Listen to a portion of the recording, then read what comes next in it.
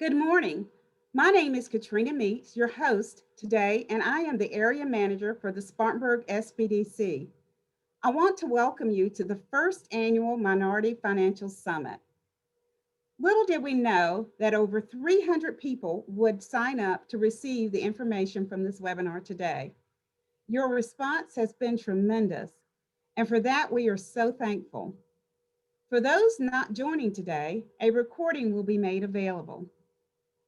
Over 3 months ago, I was honored to work on this program with a group of dedicated individuals with the same goals as the SBDC, and that is to make our community stronger. The South Carolina Commission of Minority Affairs, One Spartanburg Chamber, the South Carolina Department of Commerce, the City of Spartanburg have all joined together with the SBDC to make this event a reality. We recognize a need in our community for funding minority businesses and how a lot of minority businesses felt uncomfortable with the process of funding. Today, we want to pull down the veil of funding by bringing before you a panel of banking experts. We invite you to put your questions in the chat, and near the end of our program, they will be presented to our panelists. So sit back, relax, and grab your favorite beverage as we listen to introductions from our resource partners and the SBDC. Let's start our program with the South Carolina Commission of Minority Affairs, Brenton Brown. Brenton? Good morning. My name is Brenton Brown, and I am the Chief of Staff for the South Carolina Commission for Minority Affairs. To give you an overview of our agency, we were established in 1993 to be a catalyst that works on the behalf of the socioeconomic uplift of the state's ethnic minority communities. We are led by a 10-member board of commissioners, and our executive director, who leads a staff of 17, is Dr. Dolores DaCosta. Our mission, once again, is to be a catalyst that identifies and examines emerging issues and trends by providing constructive solutions and approaches to support the policy and socioeconomic development of ethnic minority communities. Our vision is for all ethnic minority citizens of the state of South Carolina to be treated equitably and achieve economic prosperity through social cultural awareness, collaboration, policy change, and research. Also, as an agency, we have several different divisions to serve the community. We have in our community-wide divisions, our community-based services, small and minority business, and our minority populations, which focus on African Americans, Asian American Pacific Islanders, Hispanic Latino, Native American, and once again, research. Now I'd like to give you a little overview of our small and minority business division. This division in our agency identifies key issues and services that are necessary to develop minority small businesses in the state of South Carolina. We want to make sure that minority small businesses are sustainable, that they are able to implement the programs they need to be successful and to enhance their economic growth. Our priorities are to deliver high quality professional development and training to business firms, effectively communicate with all stakeholders, and increase visibility and awareness. We further seek design strategic management systems and processes that improve information sharing. And we actively seek and secure available funding opportunities for minority businesses. Finally, we increase awareness regarding the benefits of partnering with our agency and other state agencies. One of the major initiatives that we have within our small and minority business division is our small and minority business directory. We are developing a statewide directory of minority small businesses so that we can connect these businesses to funding and other economic growth opportunities. To be included in our directory, please go to our website, which is www.cma.sc.gov. And for more information, you can contact our Small and Minority Business Program Manager, Mr. Anthony Brockington, at abrockington@cma.sc.gov, or in the office at 803-832-8165. Finally, once again, we would like to welcome you to the Minority Financial Summit on behalf of the South Carolina Commission for Minority Affairs.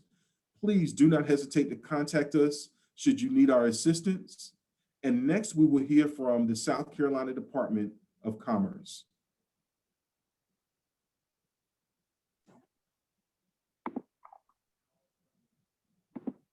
Good morning, and thank you guys for the opportunity to participate on the call. I'm Tammy Green, Business Outreach Program Manager with the South Carolina Department of Commerce. SC Commerce is the lead economic development agency for the state of South Carolina, working with local counties to recruit industry. So I fall under the business services team, and we support the growth and development of new and existing companies in South Carolina. We have a couple initiatives. We have our existing industry program. This is a member or teams who visit manufacturers to evaluate any concerns that they may have and ways that we can better assist them. We have a recycling team. Their whole goal is to help identify ways to help those companies eliminate waste streams. We have key accounts and special projects. This includes supporting businesses and industry in a time of disaster. And finally, our business outreach, which is the team that I oversee. It includes small business as well as supplier outreach. Next slide, please. So the business outreach team, our team, we provide access to tools, networking opportunities, referrals to agency partners like the ones that are present on the webinar today. And we also provide direct customized assistance. Next slide, please. So we assist companies by providing business opportunities, and the hope is that we create or help you all create new relationships and strengthen those existing ones. Our business resource website is the first connection for any company. It's the scbizdev.scommerce.com, and that information will be presented in the chat. But this site is a viable resource for information on funding, data analytics, as well as business consultation. The next tool that you'll find on the site is our Size Up tool. So this is a great tool. It allows you to find out how your business measures up to competition in your industry. You can see the locations of potential customers, suppliers, and competitors on the Size Up website. You can also learn how to invest your advertising dollars in the right place. So whether you are large or small, or if you've been in business for a while, if you're a startup, or even just thinking about opening a business, you'll find valuable information to help you make informed decisions. Another great tool on this site is called Source SC. This online database allows you to find local suppliers and services, but not only can you find those specific needs, you can also be listed as a supplier so others can find you and find out your capabilities. So once you sign up for Source SC, you'll be listed on this site, so where folks can find you. You'll also be notified of our B2B networking opportunities and outreach events throughout the state. You'll be included in sourcing requests. So what is a sourcing request? That is when a company reaches out to our team looking for a particular commodity or service. And if it fits within your area of expertise, we'll contact you. Source SC is provided at no charge. The only requirement is that a company must have a physical presence in South Carolina. So for more information, please visit sourcesc.com. Next slide. So this is a lot of information to provide within 5 minutes. So other initiatives that we provide at Commerce under business outreach, initial supplier support. So you guys have probably heard about a lot of the new announcements or new projects or expansions in the state. Well, our team works with those companies to help them identify suppliers for every stage, whether it's construction, pre-construction, Anything that that new company is looking for, we are helping them try to find those suppliers in the state. That's why signing up for Source SC is so important. Again, it's a great way for others to find you. We do outreach events. Again, for those new projects or expansions, our team will host an outreach event for that company, inviting suppliers such as yourselves to learn more about that project and how to get involved. B2B matchmaking events. So this is probably one of my favorite events. It's a speed dating platform, which offers an opportunity for companies like yourself to meet one-on-one to help you grow your company, gain more exposure, and nurture those new business relationships. As a matter of fact, this past Tuesday, we just held a virtual B2B for the South Carolina Automotive Summit, well attended. Over 175 suppliers in South Carolina participated virtually. And then finally, we have a program called the Supplier Optimization Support, which helps those suppliers who are struggling a little bit with their performance. So we help them out. Next slide, please. This just gives you a quick overview of some of the past events, some of the companies that we've done either outreach events for or B2Bs. Next slide, please. These are a couple of events that we've held in 2021. Again, they were all virtual due to COVID, but hopefully next year we plan to have these back in person. And last slide. So meet the team. So questions regarding supplier initiatives, Source SC, reach out to Dayton Ward. He can answer any questions. But if you have any questions regarding small business, fundings, referrals, size up, Sonia Barkley is your go-to person. And Sonia is a wealth of information and you'll be introduced to her later in the webinar. If there's anything that we can do, please don't hesitate to reach out. Appreciate your time this morning. And now I'll turn it over to Spartanburg Chamber. Good morning, good morning. Good morning. I hope everyone is doing well this morning. My name is Jalitha Moore, and I'm the Director of Business Engagement and Inclusion for One Spartanburg, Inc. Next slide, please. I would love to introduce you.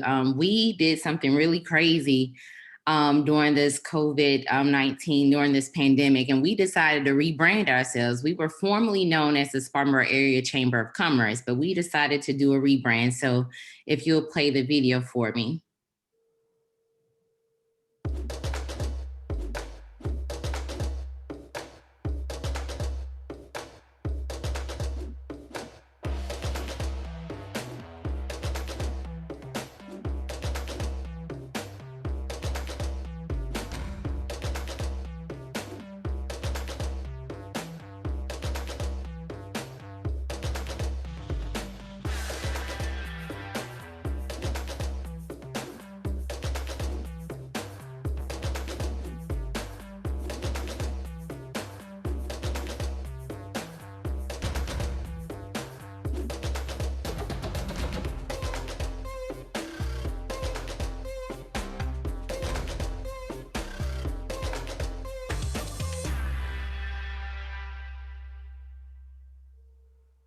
I just love that video because it really speaks to how much fun we had with building, rebranding our name.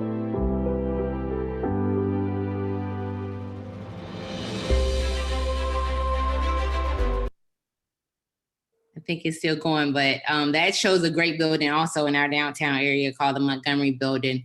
But again, we were really excited to rebrand to One Spartanburg, Inc. We were formerly known as the Spartanburg Area Chamber of Commerce, which is a 100-year-old business model.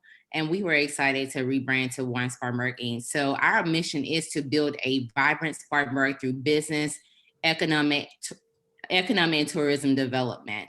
And we decided that our organization would thrive and grow better if we combine all of the entities that fell under our organization. So we combined the Chamber of Commerce, our Economic Futures Group, our Business Development Team, our Convention Visitors Bureau, and our Downtown Development Partnership as well. So what we do down in One Spartanburg, Inc., which is located in Spartanburg, South Carolina, is we want to concentrate on three things: business, economy, and tourism. So what we concentrate on with business is we want to be the leading voice of business, lead in development, attraction, and retention of talent. We want people to want to come to Spartanburg. We want people to want to live in Spartanburg. We want people to want to open a business in Spartanburg. So we do all that we can to serve as a resource for those businesses and those entrepreneurs and minority-owned businesses that want to come to Spartanburg, South Carolina. We also, excuse me, I lost my place. We want to grow our membership and member value. We want to make sure that our members see the value in what they're getting from our organization. We want to make sure that they know that we are a resource, that we have partners that can help them with financial institutions and financial things as well. We want our members and membership to know that they can find value in our organization. Next slide, please. We also concentrate on economic development. This is one of the key drivers to Spartanburg County. We drive capital investment and job creation within Spartanburg County and its municipalities. We are well known for getting manufacturing facilities here in Spartanburg County. We have our BMWs, we have our Torres, we have our Dr. Pepper Keurigs. We have a lot of manufacturing companies that supply a lot of things to businesses outside of Spartanburg County. We have a great economic development team that thrives in this area. They go on site visits and they do things. And these are things that we can connect our minority suppliers to. These businesses that are coming into Spartanburg County, we would love to connect your minority business to these companies as minority contractors or subcontractors. So I will put my information in the chat box and I want to get you connected because again, the more that we have minority contractors and minority subcontractors dealing with these businesses in our community, then the better. Next slide, please.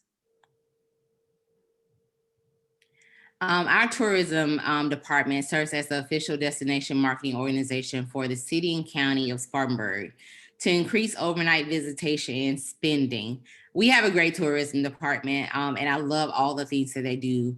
They have marketed Spartanburg as a destination, not as just a drive-through. We know that we have a lot of manufacturers and we have a lot of people that just drive through, but there's a lot to offer and a lot to see in Spartanburg. And we are doing our due diligence to make sure that it is seen as a destination. Our tourism department is our hospitality department. And because of COVID-19, of course, they saw a huge hit. So I applaud the efforts of our tourism department, any tourism department around the state of South Carolina, and what they're doing to get back and make sure that their cities are marketed as destinations. But we market Spartanburg as a destination as well. So y'all should come see us. Next slide, please. We want you to get engaged with One Spartanburg. So what I will do is I will put our website in the chat as well as my contact information. There is also one thing that I also wanted to mention. During COVID-19 and during this pandemic, we launched Bringing Back the Burg. And what that was a partnership between public and private companies and entities and people that decided that they wanted to help businesses that were struggling during the pandemic. We were able to raise over $700,000 for businesses that are located in Spartanburg County. And to date, we have, and it's a loan grant fund that we have partnered with Community Works. And out of that money, we have issued 14 loans. And out of those, that's 71% of those have been Black-owned businesses and 64 have been women-owned businesses. So we saw a need within our business community, our small business community, for people that weren't able to get the PPP loan or the EIDL loan. And we said, let's get together, let's rally together as true Spartanburg residents and businesses and organizations, and let's help our small business community out. So if you are a business located within Spartanburg County and you are having trouble with pandemic or anything like that, please, again, I'm going to put my information in the chat. Please reach out to me so we can kind of get you some resources and get you some help. So we do want you to get engaged with One Spartanburg. Next slide, please. And these are the ways you can get engaged. We have programs, we have events, we have councils and committees, and we have other things that hopefully we'll be having later on this year. Again, we have programs, events, and councils and committees for you to get engaged. Next slide. We want you to stay connected. Again, this is our webpage, onespartanburginc.com. You can follow us on Instagram, Twitter, LinkedIn. We're everywhere. We're social media nerds, so we love to put everything out on social media. If you're ever in Spartanburg and you see one of our nice murals, or you're just visiting, please stop by and take a picture and hashtag #OneSpartanburg. We love social media hits. It lets us know that you're visiting Spartanburg, and we love to see people come to Spartanburg to visit. Next slide, please. And that is also the Bring Back the Bird, the fund that I was talking about earlier. We really, really want to help those that were impacted by COVID-19. This pandemic has hit every community hard. And if you are a business located within Spartanburg County, please, again, reach out to me. I'll put my information in the chat, and we can discuss getting you some funds in regards to helping your business come back. Next slide. Great. So I'm so lucky, honored, and privileged to kick this off to my friend, Natasha Pitt. She is the equity manager for the city of Spartanburg.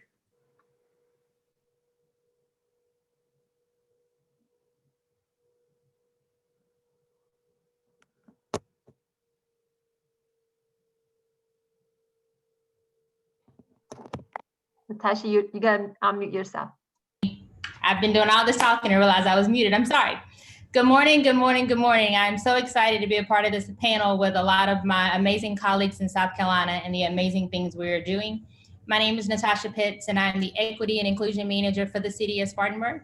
The Equity and Inclusion Office is a new office at the city. We started this office in the pandemic, July of last year, and we kind of rebranded our minority business resources to the Office of Business Opportunities.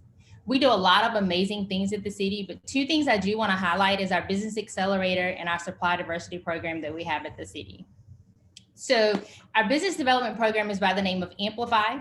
It is our African American Business Accelerator, where we help African Americans in the city of Spartanburg start businesses, to build generational wealth, to leave a legacy, and we want them to be successful.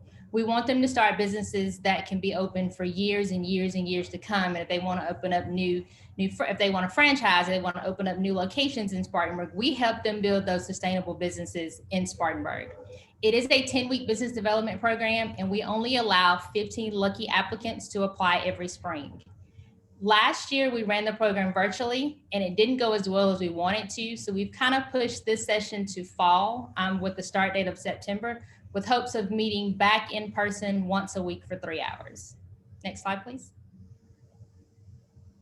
So just to kind of give you a background about how Amplify started, if you know anything about Spartanburg, African Americans are predominantly majority in the city, and they start businesses. But when we look at the business landscape in Spartanburg, we didn't see a lot of businesses ran by African Americans.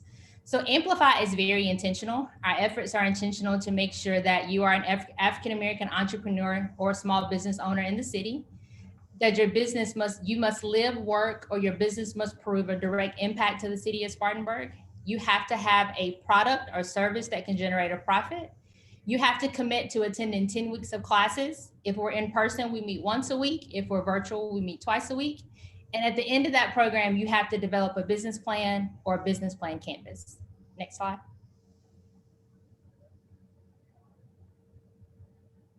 So the structure of this program is fairly easy, and it's very similar to a lot of other amazing programs we have in the community. It is an intensive business development training program where there's a facilitator, and we do have weekly speakers to come in to help discuss topics that we're discussing in class. Depending upon where the COVID numbers are in the fall, we'll either be virtually or in person. You get access to mentorship either through some of our community partners with Piedmont SCORE, SBDC, One Spartanburg, or our business coach team. You get access to networking opportunities either through the city or through our partner agencies.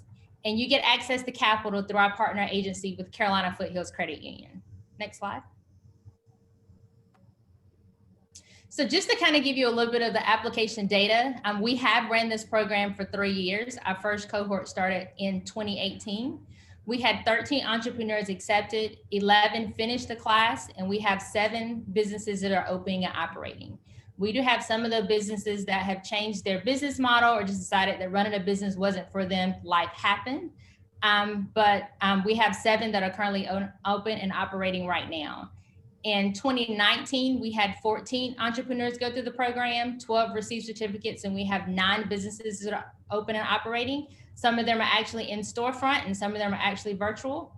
And in 2020, we had 15 accepted, 11 received certificates, and we have 5 of those businesses opening. A lot of the attendees that went through the 2020 class will have an opportunity to attend again in 2021 because the virtual facilitation did not work for a lot of those students. Next slide. So just to kind of give you an overview of how Amplify works. So Amplify is a 2-phase program. So the first phase is Amplify Create. It is a 5-week business development training program where we focus strictly on idea. It's for our entrepreneurs that are in the idea phase. They're still trying to see if it's a business model that will work in the city. They really don't know who their target customer is. They woke up with the idea. They've been, kind of working on this idea for a while. So we take them through topics of preparing for success. We do intensive research with the library, and we bring in One Spartanburg with their Buxton reports. We talk about business planning. We talk about the marketing plan. And before they end those 5 weeks, they'll know if this business will work in the community. They'll also know the laws, regulations, and if this business should be a C Corp, a LLC, or sole proprietor. Next slide. Phase 2 is the program we've ran for the past 3 years. So phase 1 will be new for 2021. Phase 2, which is Amplify Launch, is an 8 to 10 week program that teaches the fundamentals of owning and operating a business. Businesses have to be generating some type of revenue to be in phase 2, and they have to already be registered with the state legally as a business. They have to have a business bank account. They have to be operating as a business, whether it's a full-fledged business or it's a side hustle they want to turn into their full-time job. Some of the topics we cover in that class is managing your micro business, analyzing your product. We do an in-depth analysis on your marketing plan. We talk about e-commerce. We know with the pandemic, it has moved a lot of businesses to e-commerce from storefront. So we spend some time on e-commerce. We talk about your cash flow, keeping your books. We have the bank and several other financial individuals come in and talk about financial tips and tools. And then we talk about bringing it all together. So once you finish, you will have a completed business plan that you can take to the bank and get capital if that's what you need. Next slide. So I will kind of transition from Amplify. If you're interested in Amplify, follow the City of Spartanburg social media pages. Applications will open up late June, and they'll be open through the end of August. And then the class is slated to start September the 7th. The classes will run concurrently. So the Amplify Create and Amplify Launch will run at the same time. So if you're interested, I will put the city's website in there as well as my contact information. And then you can always contact me to get on our constant contact list for anything that we have going on. So the second phase of business opportunities is our supply diversity office. It is ran by our procurement office, but I do focus a lot on making sure that we are diverse in our spend and that we have a diverse group of entrepreneurs that we can utilize at the City of Spartanburg. As you see on the screen, it is our website for our business opportunities. You can see the tab to register as a vendor. And once you register as a vendor, you'll receive a list of what we purchase. So I get this question a lot because a lot of people says, well, the City of Spartanburg, what do y'all buy? Like, what do you think about? So when you think about the city, we have several different departments in the city, from transit, from solid waste to parks and rec to planning. So just to give you an example of some of the things we procure, we buy, we do computer software, we have concessions, catering and vending, we do consulting services, we have construction services. Our maintenance department does tires and uniforms and office supplies, and solid waste does mulch. So when you think about it, we're just like any other business. We have several departments in the city and we procure a lot of things. Once you register as a vendor for the city, you will receive a list of just an idea or a glimpse of things that we purchase, just to give you an idea that if you have a business or a service that can benefit the city, please reach out to me. The second box is our current city bids. That's where we upload our bids every week. So every Sunday, if there's a new bid, you will be able to go on our website and actually see what bid opportunities we have open. I will tell you, we do have a couple of bids open right now. So if you want to go to our website and see if that's something you may be interested in, please let me know. I'll put my contact information in the chat box, and I can get you either to the project manager, or I can get you the information or the bid packet so you can see if this is something you'll be interested in. Next slide. This is my contact information. One thing I do want to mention is, in the middle of a pandemic, we launched a Black Spartanburg website. It is blkspartanburg.com. What this is a website of all Black-owned businesses within the Spartanburg community, not just city. It's Spartanburg City and County. We do have some in Greer, some in Greenville. But if you're looking to support Black-owned businesses, if you're a Black-owned business and you're looking to have a searchable database where people can find you, please visit blkspartanburg.com and click the link that says add your business or register your business, and it will come back to my team, and my team will approve it. It is about a 3 to 5 day waiting list, depending upon how many we have and whatever else we have going on, but we will get your business approved and on the website. If we have any questions, we will send you an email so you can answer any questions, just if we need to verify any information.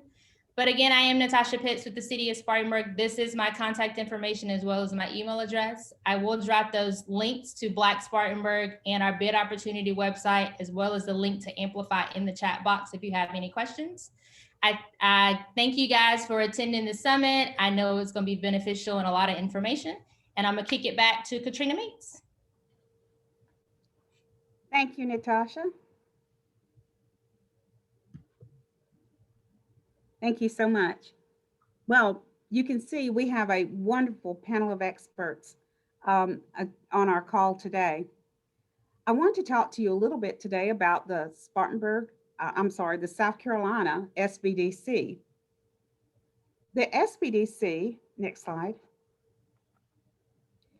is a part of a national network of small business development centers created through a partnership between the U.S. Small Business Administration and local universities. The SBDC all SBDCs are in all states. SBDCs are available in all states and U.S. territories. Our mission is to advance South Carolina economic development by helping entrepreneurs grow successful businesses. Next slide. We provide all types of services, from business planning to marketing strategy, human resources, cybersecurity, export, and we also assist businesses with government contracting.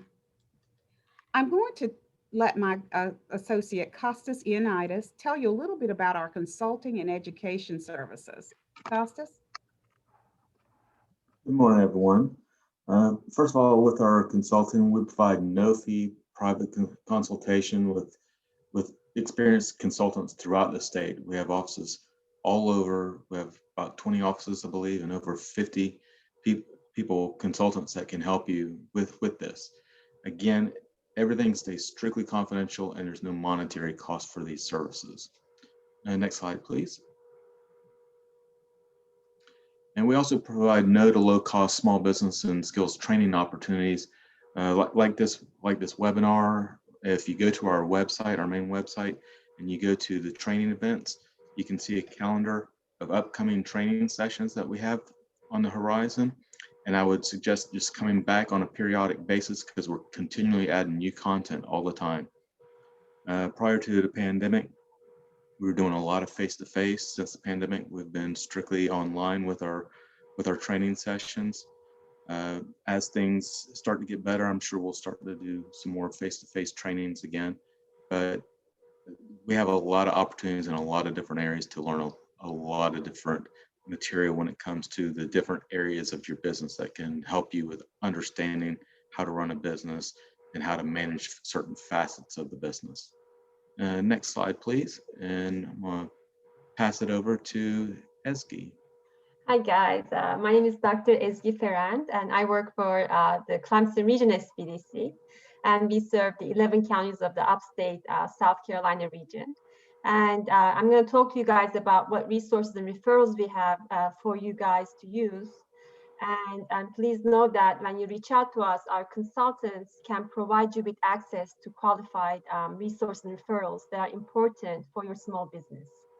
And examples to these are, for instance, you could get help with no-cost market research assistance. And when we say market research, it's very important to understand your market. And we know that about 42% of the businesses fail because there is no market demand for their services, right? So it's very, very important to get access to resources such as this, and SBDC can make it for you. And we can also do project feasibility, and we can also refer you to our resource partners. So next slide. So if you are interested in finding out about this free and confidential help, please contact us at scsbdc.com. And depending on where you are from, you could be in Clemson region or SCS state region, then you could contact those offices directly. And this takes us back to Katrina. Thank you so much. We're going to have Jalitha introduce our first poll question. We want to get you involved in this summit and get some information from you that will help us with future summits. And Jalitha, can you move us into our poll question? Absolutely. Thank you, Katrina. So we want to know a little bit more about you and your business. And we are so happy that you were able to join us for this summit. So let's just ask this question and put your answer, fill in what answer that best describes you and your business. Which statement most describes your business? I have been in business less than 5 years. I have been in business for more than 5 years. I am a startup business with no sales. Or I have a great business idea, but have not formed a business. Which one of these statements best describes your business? Okay. And I look forward to seeing those answers. And Sarah, can you share those answers with us?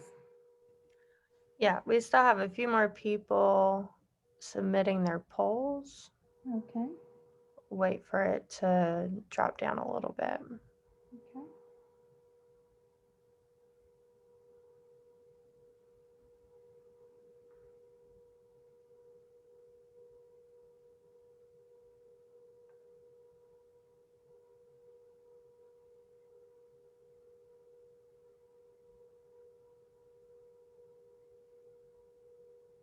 All right.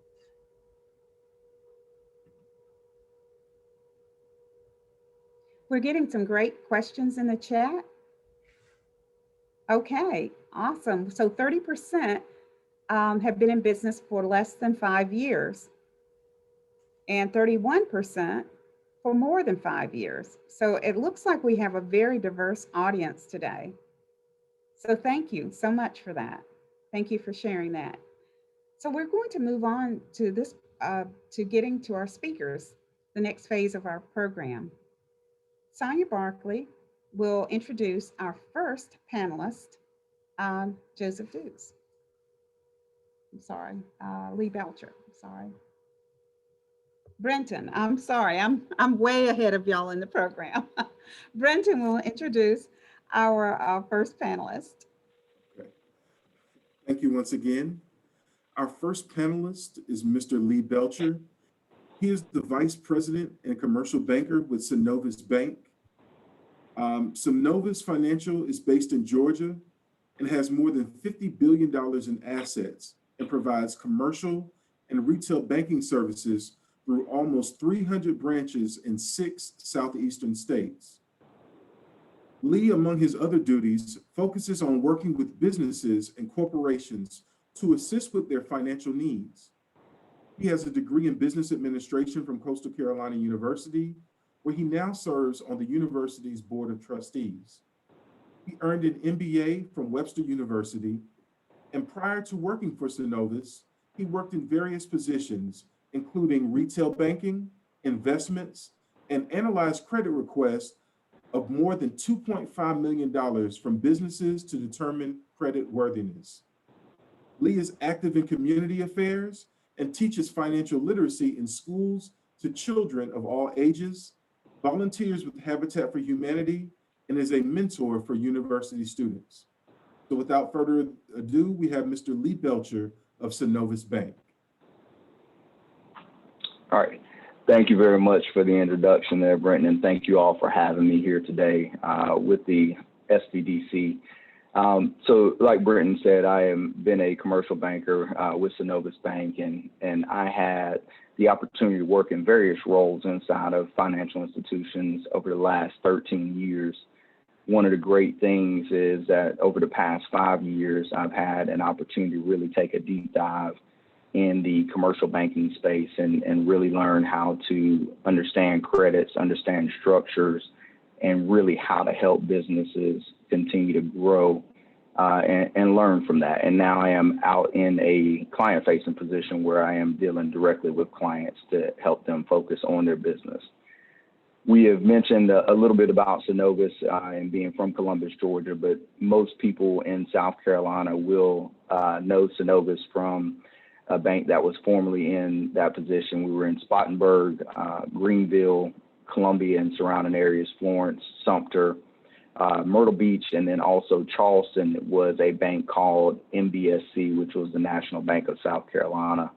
And Synovus acquired about 30 different banks across the Southeast and left their local names in those regions because they felt like it was important to continue to have that community bank feel. And that acquisition took place in about 1995, but then we just recently converted to that one brand name across all of the footprints in 2018. So people are familiar with us, but then sometimes they say we don't remember Synovus, but it was formerly NBSC. So what is critical for us as a bank is this organization takes pride in being involved in the community and making a difference in the lives of our business owners and the people's lives in the community. And being intentional about being a relationship-driven bank is critical for small business and corporations, and critical for them to have the ability to grow and to grow with the bank or financial institution, for them to, what we do is take chances on businesses when they need lending to grow and move forward. So today I wanted to really just kind of speak from a banker's perspective and hope I can provide some insight on what what banks are looking for when clients bring a potential deal to the bank, or when they come in and want to open up accounts and be a part of the bank. So first, I'll tell you that there are so many options when it comes to financing. I think it is critical for a business owner to understand that banks have strengths and weaknesses, just like we do as humans. And so that strengths and weaknesses can impact your business by understanding that and knowing that you need to be selective on where you go to do business, because a bank that has a strength of focusing in on small business and community is very beneficial and can help you save a lot of time and money when it comes to looking for financing, looking for a bank that is going to work with you and spend time with you to help your business continue to grow. One of the additional things too is I tell people that it's critical for you to understand your industry, because your industry plays a critical role inside of the banking industry. Some industries are considered high risk, which means that the greater the risk, the higher the cost is to do business. And that is one of the things that I think is critical for businesses to understand especially when you're in the beginning stages and you're getting ready to start a business. That is going to control how much capital you have to put into, how much equity you have to put into that business to get it started and get it funded. So that is a main piece. So I'll talk a little bit about the relationship, and you'll hear this a lot from me, and I'll talk about it because I feel like it is one of the most important things for a business owner. A small business owner's relationship with his or her banker is one of the most important pieces to a business. So some people say, hey, I really only need to go to a banker to get a loan to finance my business. That's all I need. That's the only time I need to talk to my banker. Well, that's not the case. The banker is a vital role inside of not just financing, but bankers come in and we help try to find solutions to streamline your services, to make things easier for you, also to help you with cash flow. We participate in with a lot of our customers to find ways to stretch their cash flows out from 30 days to 60 days by maybe just implementing something that they weren't thinking about necessarily as a business owner, that I can stretch my financials by placing something on a P card on top of a net 30 days that a supplier or a vendor is going to give me. And that gives me 60 days of cash that I necessarily would have had to pay in 30 with no extra cost to you by doing that, which with small businesses, it is critical for cash flow. For them to be successful, cash flow can mean the difference in making payroll for your employees and not making payroll. So besides the obvious roles and getting finance, and I think the banker also is a advocate for you and your business inside of the bank.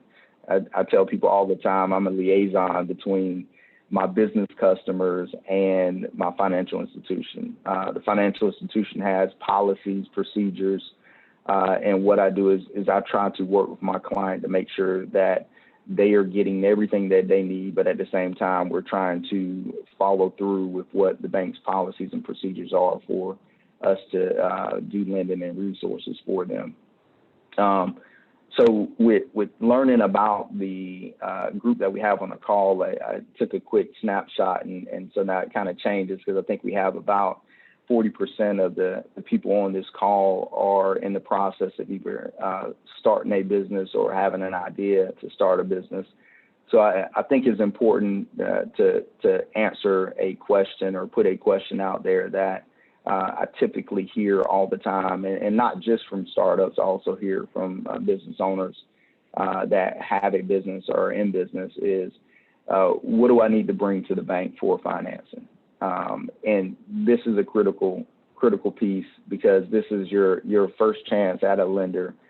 This is the first chance for your lender to see what you have and to build and install that confidence in your project and what you're looking to do.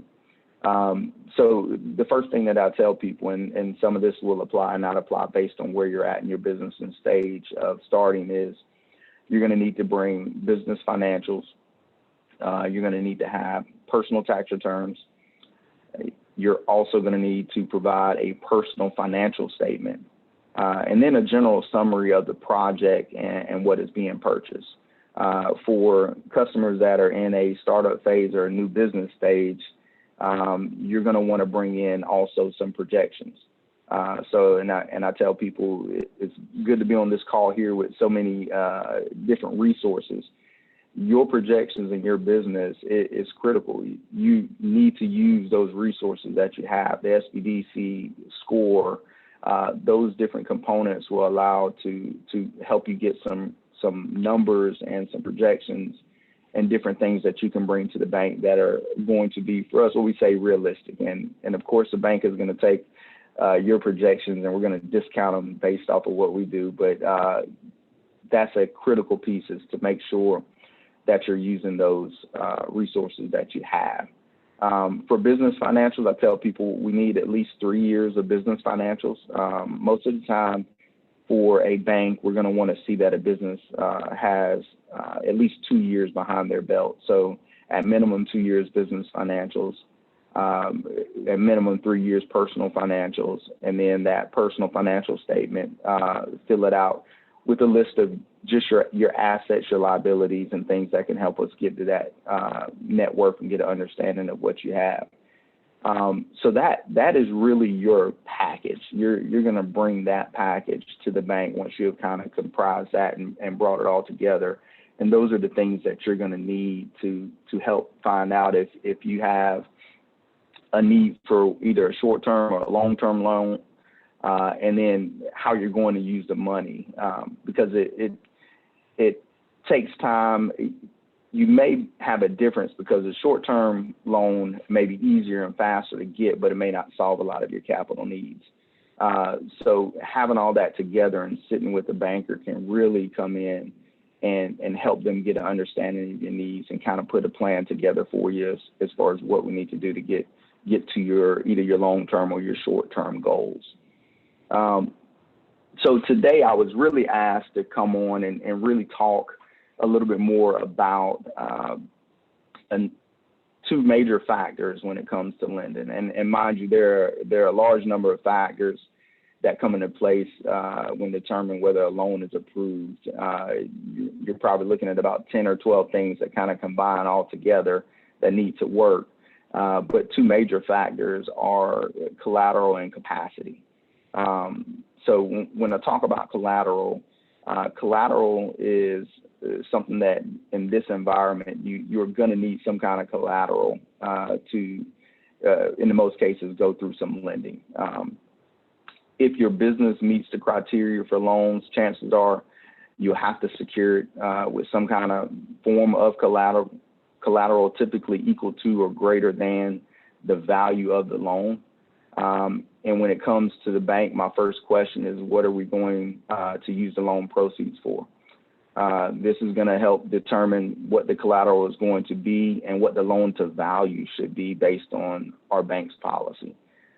Because when you come into a bank and you say, I need a loan, you're typically not going to find that we're going to do 100% financing. And that's in the traditional lending side, conventional inside the bank. And that's also even if we partner with an SBA to complete an SBA deal to get the financing done, you're still not going to find that space. But that collateral is going to determine how much you're going to need to put into that project to move it forward. So you have some examples of your most common loans to purchase commercial real estate, and that's the real estate to operate out of your business.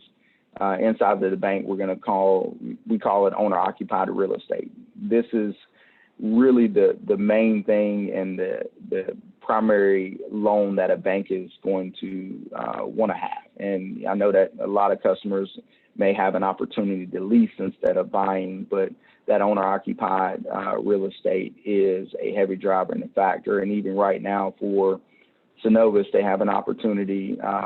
We are giving all of our customers or any potential customers that are looking at doing owner-occupied real estate, you can get 3.5% stretched out over 5 years fixed with up to a 25-year amortization period and up to 85% loan to value, which is different because most traditional lending is going to require only up to an 85% loan to value, which means you have to put 20% down into that project to get it started.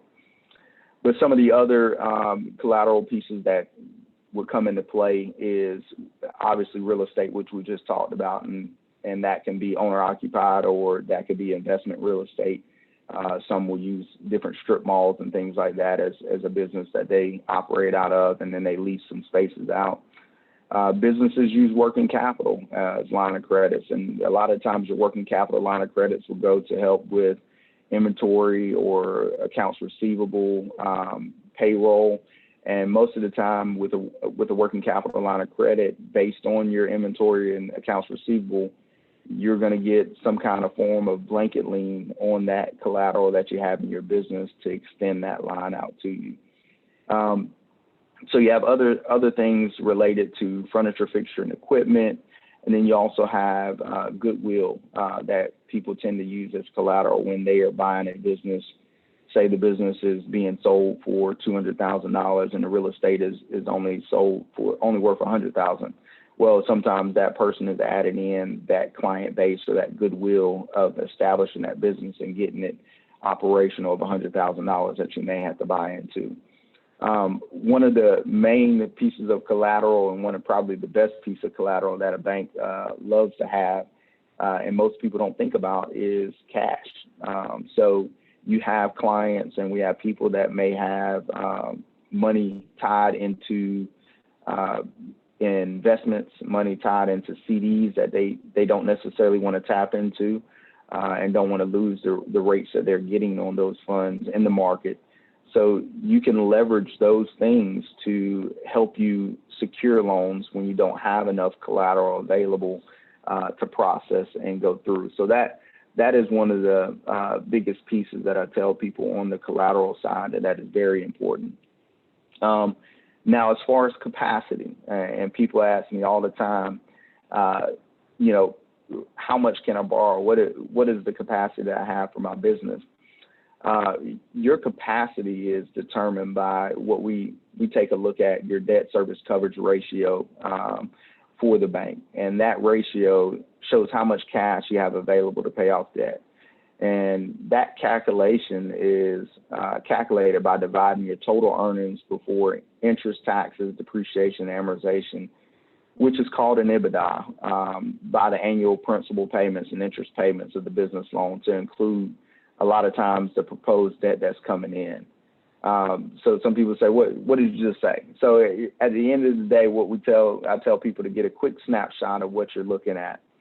You're going to take your net income, or your bottom line of your tax return or your audit. You're going to take your net income. You're going to add back your interest that you paid throughout the year. You're going to add back your depreciation, and that's going to be your cash flow number. And just to give a small example, say at the end of the day, your cash flow number is $125,000. And then you're looking at taking on annual debt payments of about $100,000 a year for a loan. That's going to give you a debt service coverage ratio of about 1.25.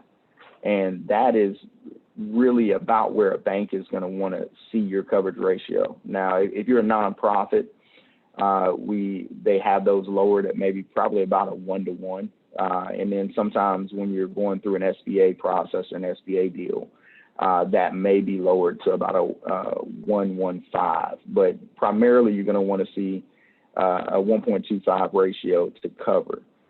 So somebody says, well, what does that mean? What can I really afford in that sense? From a cash flow standpoint, I'm going to tell somebody with that coverage ratio, cash flow 125,000, and with existing and proposed annual debt payments, or no debt at all, and you're looking at an annual payment of $100,000 a year to cover your debt, you could probably look at affording $1 million loan over 15 years at about a 4.5% interest rate. So that is kind of that formula that you want to sit down and kind of understand, so that you can determine how much can my business borrow, and how much can we safely borrow and still have some excess cash flow in case things do go differently than we initially prepared. So that is a big piece of it, and I think it's critical for that understanding. So the last thing that I do want to kind of talk about is understanding the conventional lending versus maybe your SBA lending, because it's going to differ depending on what stage you are in your business. And primarily with startups, I will tell you that it is difficult to get startups processed conventionally through the bank. There's typically going to be some form of help that we have to use, which would include the SBA to get that funding, which gives us a guarantee on the back end. What it also does for a borrower is it gives them an opportunity to maybe stretch out terms that a bank would not stretch, but then it also gives them an opportunity for a lower down payment. In most cases, some of your SBA lending will allow for you to only inject about 10% into the project. And you're going to want to look at two different types of SBA loans. You're going to have an SBA loan called a 504 loan, and you're also going to have a 7A, and they're used differently. Your 504 loan is going to be used primarily for real estate and equipment. You're typically able to get a fixed rate on that. And in that process, the bank will take on a portion of the debt. It's not solely through the SBA, which helps lower some of the fees because a portion is taken on by the bank, a portion by the SBA at that point. They do give terms up to 25 years on real estate and usually 10 years on equipment. A lot of times you'll see if you buy in a business that has real estate and equipment, they'll try to do a blended amortization period for you to maybe get you at about a 17-year period where you can buy all of that all in one together. Your 7A loan, when I mentioned goodwill before, you have some businesses that you're going to come in and purchase that may not have actual real estate, but they're selling you their business. These are perfect for that because they do allow you to purchase that goodwill. So I'm paying $500,000 for, and I'll say Chick-fil-A, but you're not going to buy a Chick-fil-A, but I'm paying $500,000 for a Chick-fil-A, but I don't own the real estate. I don't own anything inside of them. I'm actually just buying the goodwill and the opportunity to run that business and make money. On the flip side, you have your conventional lending.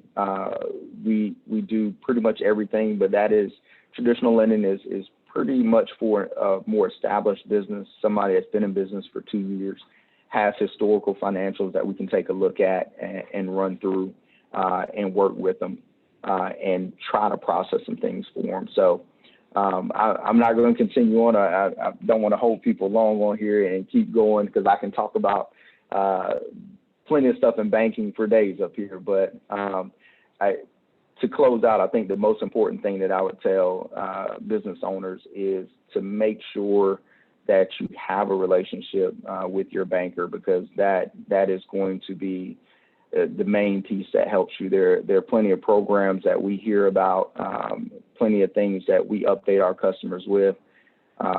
What I hated to hear in the past is that when COVID-19 happened and transitioned, there were business owners that didn't know about the PPP loans and the different grants and information that could have been provided to help their business. And I think that's primarily, or maybe is not having that direct contact with your bank and having that banker, because I know with Synovus, it was our job to reach out directly to our client base and inform them of what was happening, how our process was going to work, and getting that information out to them. Additionally, outside of that, when other grant programs came available, it was also our job to reach out to our clients. Didn't wait for them to reach out to us. We reached out to them and let them know, hey, this is what we hear is coming down the pipeline. Here's an opportunity here for you to use for your business. So that was a main piece that I think above everything else, I think is more important. And I hope I drive home the fact that it is important to have that relationship with the banker, and also have the relationship and understand the resources that are available to you, because there are a lot of free resources that are available to you as a business owner. So I'll put my contact information in the chat, and feel free, if anybody has any questions, reach out to me at any time, and we'll be glad to talk with you and try to work through some things with you. So thank you for having us.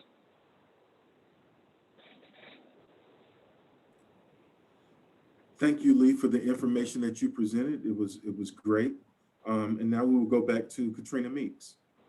Thank you. We're going to get ready for our second speaker today, and Brenton is going to also introduce that speaker, Dixon Woodward. Brenton, if you'll go ahead and introduce Dixon. Okay, thank you. Well, once again, we'd like to thank Lee Belcher for his information. And next we have Dixon Woodward. He is the state president, South Carolina and Coastal Georgia, with United Community Bank.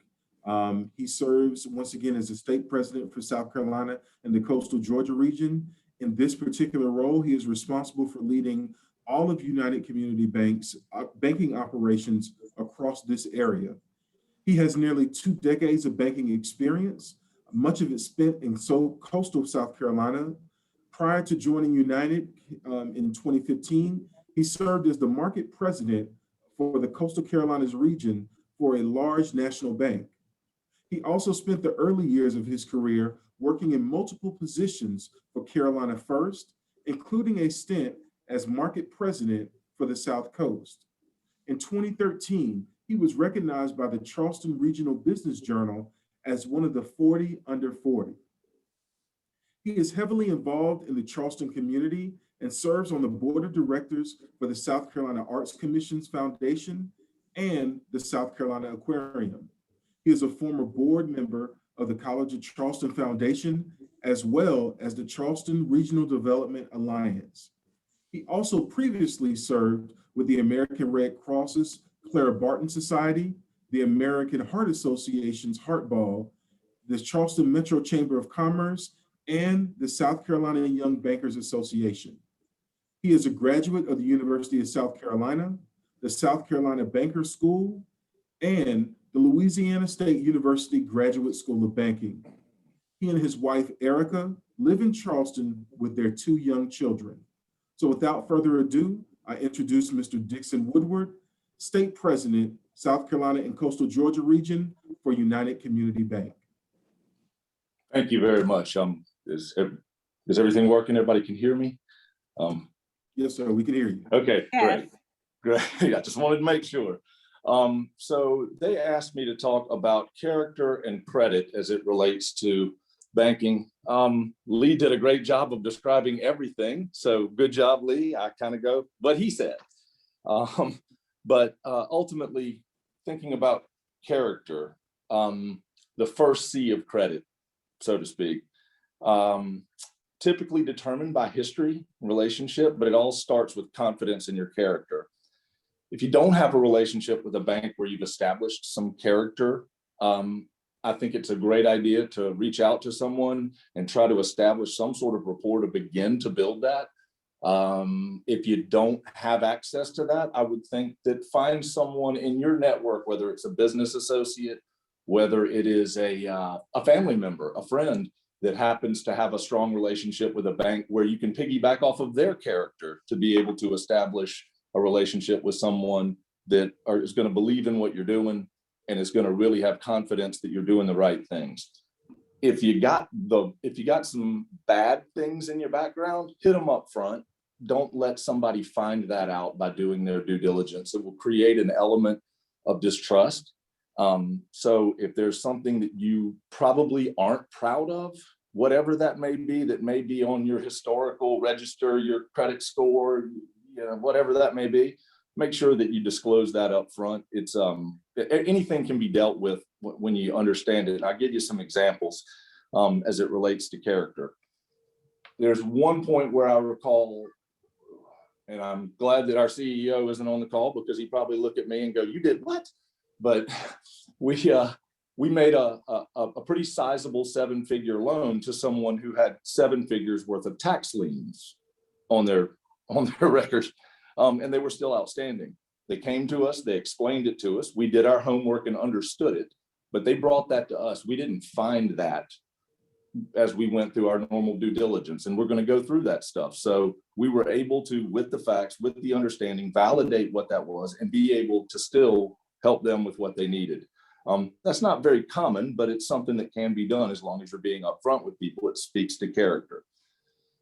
On another note, there's also a very recognizable name in the state of South Carolina that I will not mention, who has been extravagantly successful business-wise. We got into a precarious situation and we went to them to help us get right with it. And they chose not to participate in that. So it gets to a willingness versus capacity kind of thing. If somebody's got willingness, but no capacity or limited capacity, and they need our help to work through difficult things, I can work with that person. The person that has capacity, but doesn't have the willingness to go into it the way they should, that's not going to work out well for either one of us. So I think all of that speaks to establishing relationships, back to what Lee said, being upfront with people, and really that's where it starts. If you don't get past that, all the rest of the stuff that Lee did such a good job of articulating doesn't matter. You gotta have the character. So when we talk a little bit about credit, credit can be described up a bunch of different ways, but think of it this way. We're fiends for information, right? So I kind of look at it like, unless you're our Lord and Savior, Jesus Christ, I'll believe you, but you need to bring me data to prove it. I got to validate it. So being able to establish a rapport where information is available and it flows, and you can provide the things that give the financial institutions confidence that, one, you understand your space, and two, you've gone through the process of really understanding the ups and downsides. Remember, we're not venture capital. We're going to get a small sliver of interest and expect to have our money repaid. But whether you make $1 zillion or not, we're only going to get that little bit of interest. So we're really going to be interested in the downside, because that's where we're going to lose. If everything goes great, you may be the next Bill Gates, but maybe that's a bad example right now, but we're not going to get any more than what we already contractually agreed to. So we've got to be focused on the downside. So when you bring those projections in, when you bring the historical stuff in that Lee was talking about so well, don't do our job for us. And what I mean when I say that is, you bring in the information as you reasonably expect it to happen. We're going to beat it up because we got to measure that downside. But so bring it to us and say, this is what I reasonably expect to happen. If you bring me, this is a really conservative, I didn't want to overshoot the mark, but I think we'll do a lot better, I'm going to take that really conservative number and I'm going to discount that. I would rather you say, this is what I believe will happen, and here are the fundamental reasons why I believe that and where I get that from. And then let us do what we do with it, because ultimately you'll end up beating it up twice.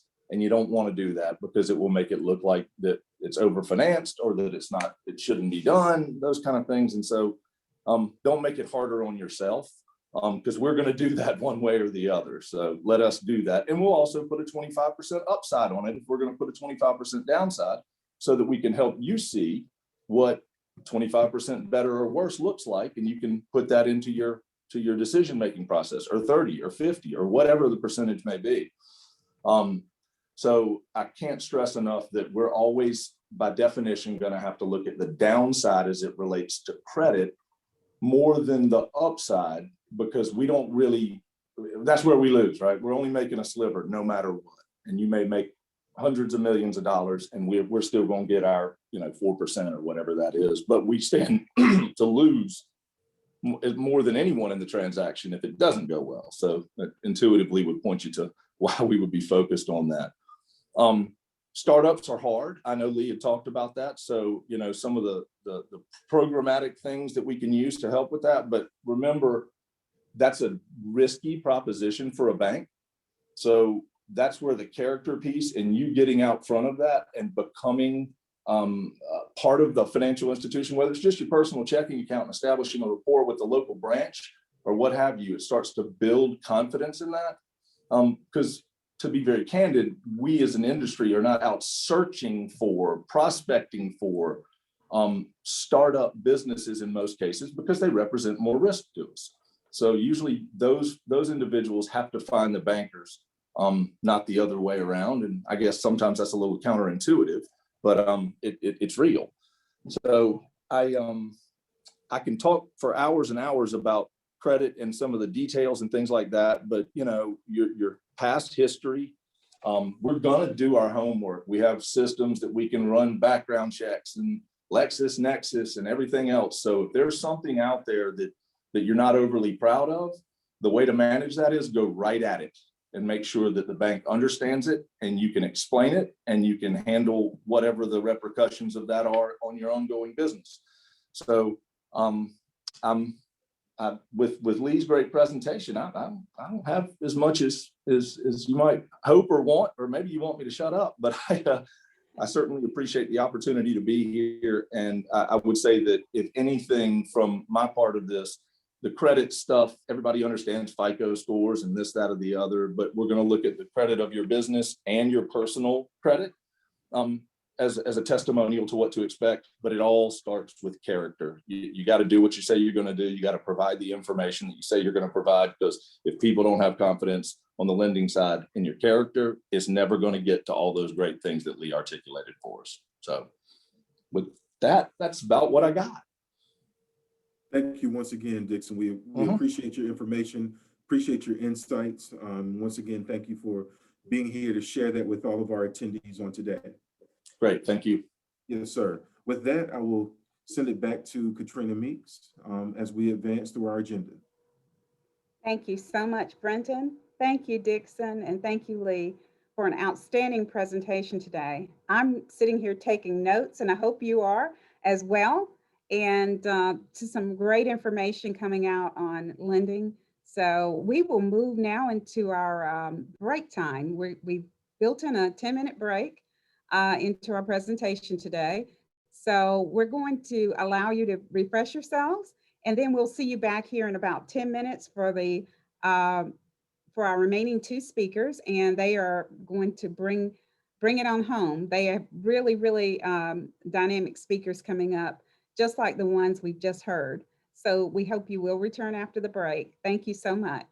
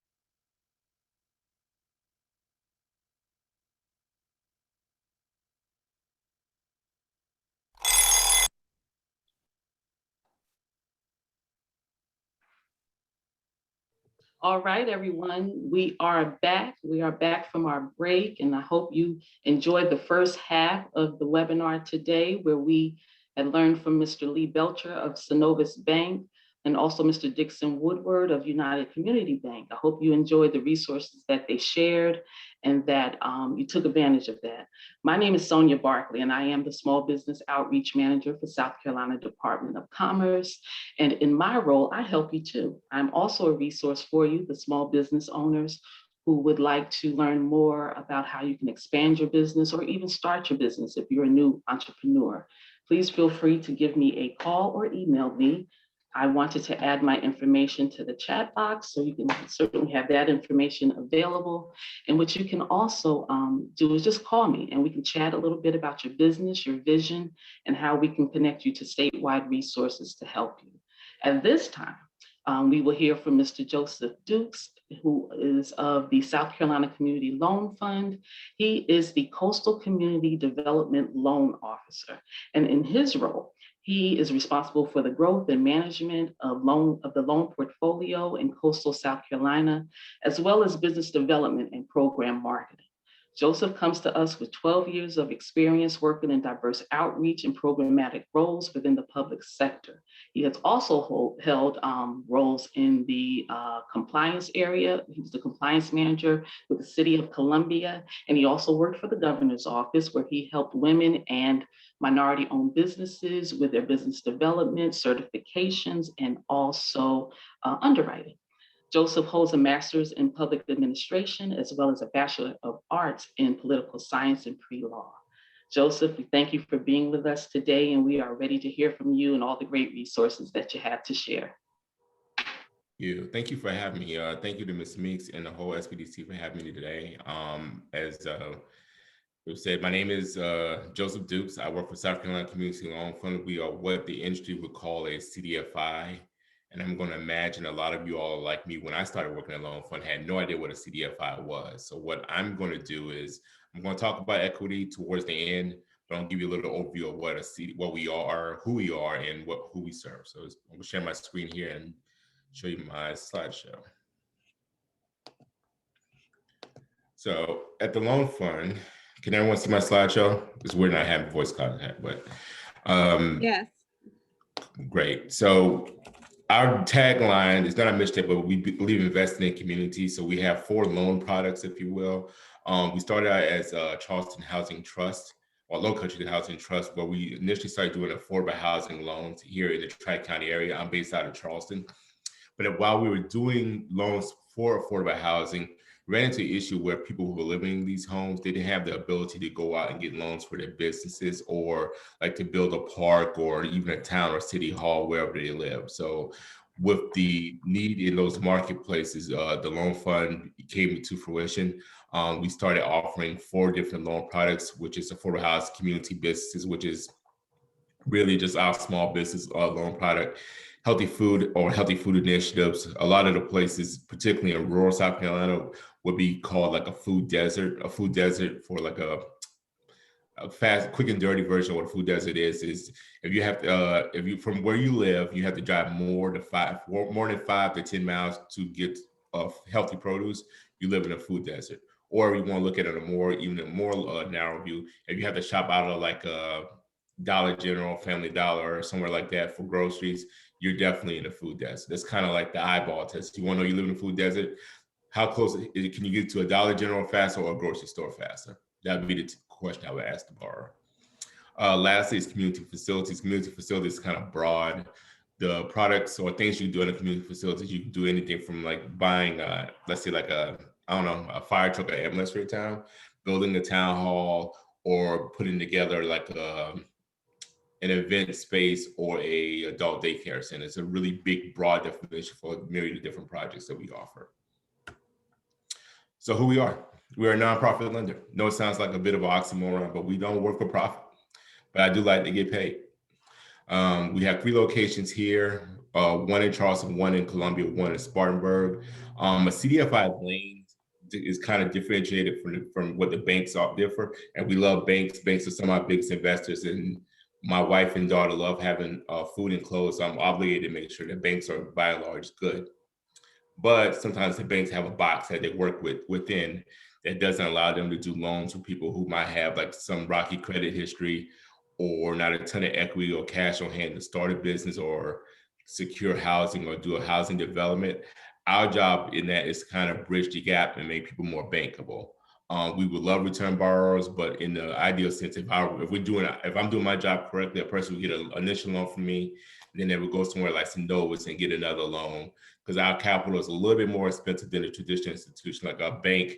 They're going to come in at prime, and prime is like 3.25 now. On average, for our average interest rate for our loans here is going to be about 7.25, mainly because there's a cost of capital attached to any loans, being that we're not a depository. So we have to raise or have capital invested in us, or it's the capital that's made via our revolving loan fund that we lend out. But that's why when you come to us, like, we're a little bit more flexible on what you can and come to the table with, but the interest rate is going to be a little bit higher. So I just kind of explain how it works. I'm gonna just do it again so you all, it doesn't sound like funny, fuzzy stuff. So we have a pool of funds. We work in these communities who have high and resources low. So that basically means we're geared to more communities who are low to moderate income. So if you're living somewhere, and I use a local location here, like if you're living on Kiowa Island, you're not gonna see any South Carolina Community Loan Fund projects out there, unless there was like a huge recession or like a Great Depression. We offer free technical assistance. Technical assistance is what really differentiates us from a bank, where a bank typically wants you to see that you come in with the business plan and your financials, as some of our previous speakers laid out. I would actually talk to a business and let them know what they have to do to get ready to become bank ready or borrower ready. Most times it ends up me connecting someone like Ms. Meeks or someone else at the SBDC, with them working out and building out a business plan. Typically there's emails exchanges between me and the person who the consultant at SBDC, letting them know that what we're looking for in a deal, what they need to be able to convey via the business plan, and make sure that they're ready to actually borrow capital from our institution. Our main goal is to put capital where there's been historically barriers. So if you're a borrower, you come to me and say, hey, Joseph, my credit score is like a 550. I'm going to take a look at your credit score, but it's not the end all be all.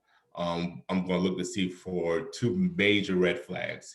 You cannot have a current tax lien, and you can't have a current bankruptcy. Bankruptcy must be discharged, and you must have at least a payment plan work out on the tax issue. Ideally, we have it paid off, but there's been instances where we've kind of negotiated where we can do a loan, because sometimes you need someone to believe in you when it's the hardest moment to believe in a person. So, but our job in that is to make sure that we're not creating more barriers for the borrower. But we also want to see that you're trying to rehabilitate yourself. You're taking steps to correct the things that led you to this point. Another instance is with someone who doesn't have like a ton of cash on hand, but they've been doing like a business forever. I'll look to see where your equity is at, but I'm gonna put a pin in that because we're gonna get to that later. So why borrow?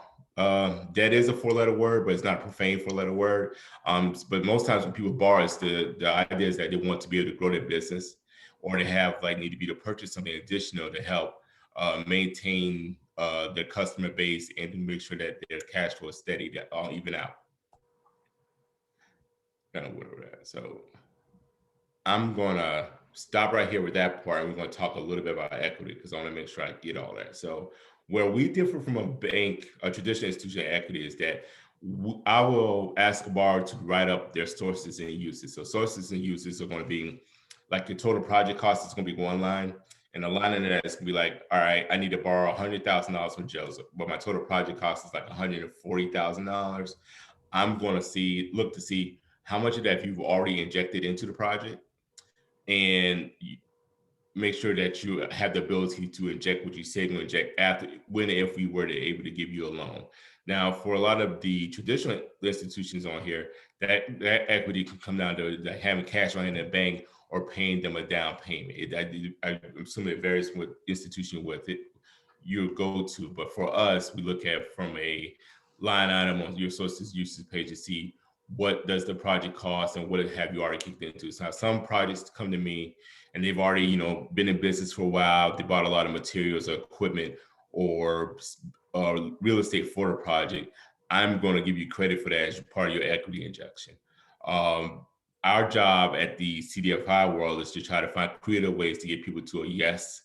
Doesn't mean that you're always going to get a yes. Doesn't mean like, hey, Joseph, I come to you with this idea and I want to, I don't know, open up a lemonade stand, but I need to borrow $1 million to do it. I'm probably not going to loan you $1 million to open up a lemonade stand, but I will look at your business plan and see what's a more realistic investment that we could potentially make based on your historical financials. But with that being said, we also look at startup businesses. We funded a lot of startup businesses this year, which is one of the things I'm super proud of, is that we took risk on people who did everything to get themselves in line to be able to start a business on their own and were able to secure a loan from us. But the thing that brings the most pride of me while working at Loan Fund is that we don't have an aversion to risk. We try to mitigate it best we can via collateral, via asking for people to be able to show cash in hand to service the debt or basically make your loan payments. But we are not averse to risk, and we try to get creative to work with people. I'm going to wrap it up here because I want to leave time for some questions, but I'm going to give you all my contact information. You need to reach out to me. I have to answer any and all questions. There's no such thing as a dumb question. There's a 10% chance I might give you a dumb response, but I'll try my best, I promise. Thank you so much, Joseph. And I do want to say you will not get a dumb response from Joseph. He's very knowledgeable about what he does. We're going to continue on with our program, and Sonia is going to introduce our second speaker. But before she does that, we do have some guests that have joined us late in the program. Please put your questions in the chat. There will be a recording made available. I think several people have asked this question. There will be a recording made available after the presentation today. And we also have a gift for you. And we're going to tell you about that gift right after Q&A today. So we hope you're going to stay with us through that. And I'm going to turn it back over to Sonia for our second speaker. All righty. Thank you so much, Mr. Dukes, for all the information that you shared. As Katrina said, this the whole presentation will be shared again at the end with all attendees.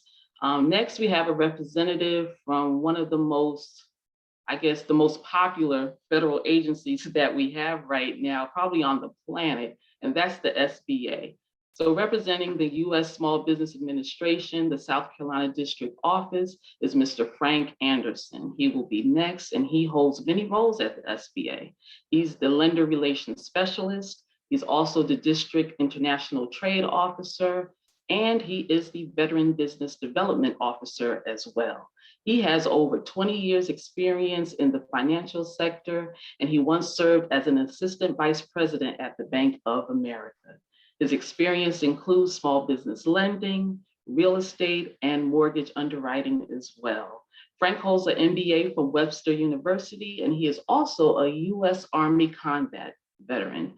Frank, first of all, thank you for your service, and thank you so much for attending this webinar today and presenting for us today. And now the floor is yours. Thank you very much, Sonia, and thank you to the panel. Thanks for inviting me to participate. I'm going to share my screen here with you. Let's see. Okay, can everyone see that? Yes. Hello? Okay, all right.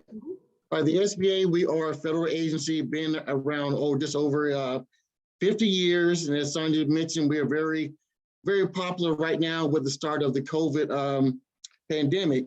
So we put together a lot of programs to help small businesses and communities to recover from this. So I'm going to give you an overview of the SBA. Primarily, our job is to help small businesses to start, grow, expand, and recover. We help business start and grow by, one program we have is a loan guarantee program. In most cases, we don't lend money directly. You have to go to a participating lender to obtain one of our loans. But we do, we finance businesses from startups to expanding to multiple years in service. We help small businesses to grow. We have resource partners who provide mentoring to small businesses. We also have government contracting. So we allow small businesses to do business with the federal government as well. They may want to know, like, why is that interesting? Well, the federal government is the largest purchaser of goods and services in the world. Each year, the United States government purchases about $500 billion in products, goods, and services. Now, the federal government does produce these products. So there's 23% set aside for small businesses. So you think about that, 23% of $500 billion. Through the SBA, small businesses can get certifications such as woman-owned business, economic disadvantaged woman-owned business, veteran-owned, service-disabled veteran-owned. It's something called a hub zone, historically underutilized business zones. And also there's one called an 8A program.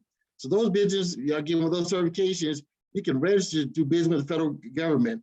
We've had multiple small businesses to obtain large and even small contracts. I think one of the largest contracts we had was, we had a cybersecurity firm that was owned by a Navy veteran who happened to be a Native American. He was able to secure a $300 million cybersecurity contract with the federal government. As part of expanding, we'll talk about this later, but we do help small businesses export their product and services to foreign countries and foreign markets as well.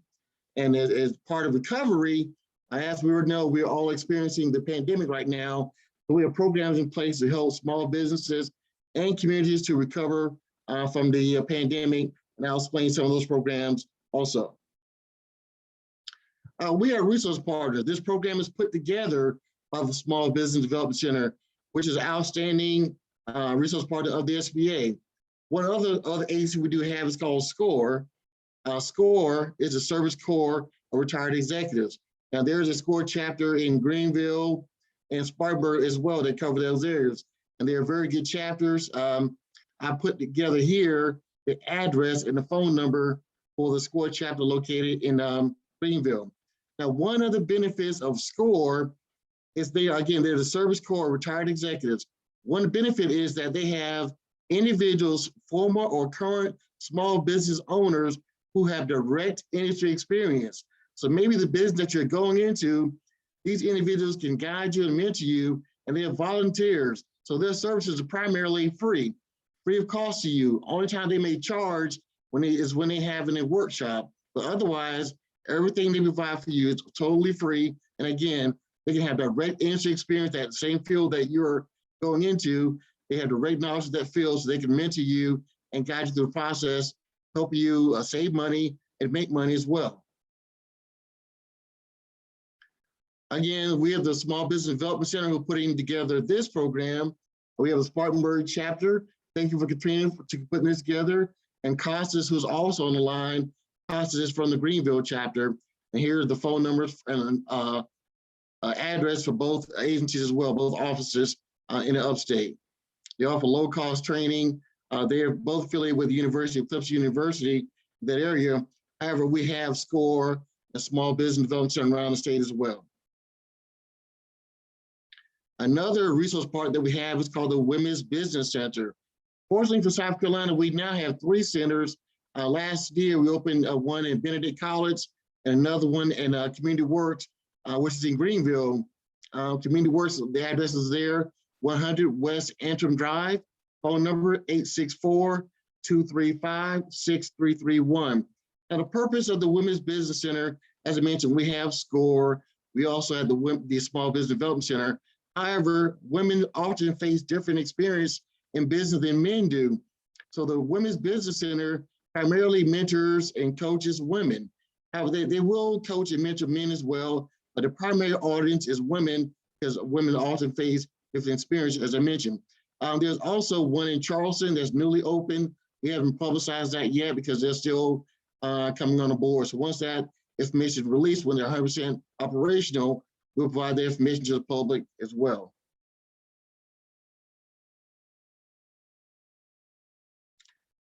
The primary SBA South Carolina District office is located downtown Columbia. Our phone number is 803-765-5377. Our website is sba.gov/SC. We have an alternative worksite in Charleston as well. Wade Furman is the alternative worksite manager there. His phone number is 843-225-7430. It's located on Ashley Phosphate Road in Charleston. One thing we're happy to announce as well, we recently opened another location in Upstate. Now, Upstate was an area that I covered for the last 9 years. Valerie Torstenson will be taking my responsibility in that area. Valerie is located at the Spartanburg Community College Tiger River campus. It's located in Duncan and 210 Commerce Court, Suite 118, Duncan, South Carolina.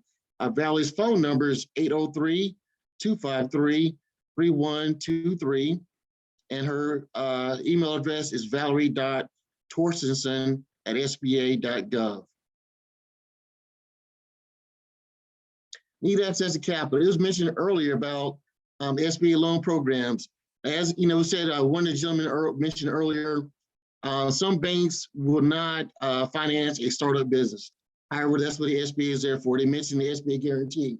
The SBA does not do direct lending. The lender provides the loans, we guarantee the loans. A normal guarantee percentage works in 85%, 75%, or 50%. However, due to COVID-19, we've increased that to 90% for some loans. With some of our loans we mentioned previously, we have the 7A program, the 504 program, and our microloan program. I'm going to start by detailing our microloan program. The SBA microloan program ranges from $500 to $50,000. We have 3 micro lenders in the state of South Carolina. In the Upstate, Community Works is an active microloan lender. Now, we heard someone earlier mention my credit scores. For our microloan program, we will accept credit scores as in the 500 range. This is the only program that you will be able to get financing in that range. The company is called a micro intermediary for the SBA, who offers the SBA microloan. Now, they are required to provide coaching to you. The term was mentioned earlier, technical assistance. So they spend hours of time coaching you, developing you, make sure that you can understand there's certain things about your business, your industry that you're going into, the business that you're looking to start as well. Again, they follow up with you after you get the loan as well. This is a great program. If you're, even some of our lenders on the call, if you have some small businesses who are not looking for money for less than $50,000 and your institution probably won't do a loan that size, please refer them over to the micro lender. As again, Community Works is the micro lender in Upstate. They're one of our top lenders, do an outstanding job with the program. Now, our 7A lenders, the program that goes up to $5 million. One of the things that we're doing for the benefit of COVID relief, if we're offered a loan, well, we're waiving loan fees, we also are deferring payments as well. If you obtain any one of our loans, micro loan, 504 loan, 7A loan, any one of our loan programs, your payments are deferred until March 31st, 2022. And even our disaster loans. Now again, go back to the 7A loan. The 7A loan can be used to launch a business, to grow a business, and repair or start a business. You can purchase a small business. You can use it as a line of credit, working capital. It can be a fixed rate loan or a term loan. There's an option for you. The options negotiate between yourself and the lender. We do have a rate control at prime plus 2.75% for our 7A loans. Right now, the prime rate I think is 3.25%. So looking around about 6.5% for a total rate of that loan. Again, you can purchase equipment, you can renovate real estate, you can buy real estate with it also. You can purchase inventory, machinery. And also you can use it to export products or services overseas as well.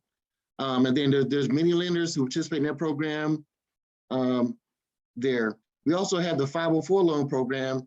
As mentioned earlier, that loan is primarily to purchase property, equipment. It's long-term fixed rate loans. There are 3 parties involved with that loan program. There's a third-party lender. There is a certified development corporation, which you apply through. We have about 4 certified development corporations within the state of South Carolina. Now, all these programs, as mentioned earlier, that there's equity injection. There are also terms called skin in the game. The SBA will allow you to put down as low as 10% equity injection into the program. It depends on what the product that you're using. If you have a startup business, you need to be expected to put down as much as 20%. For a 504 loan program, your equity injection could range between 10 to 30%.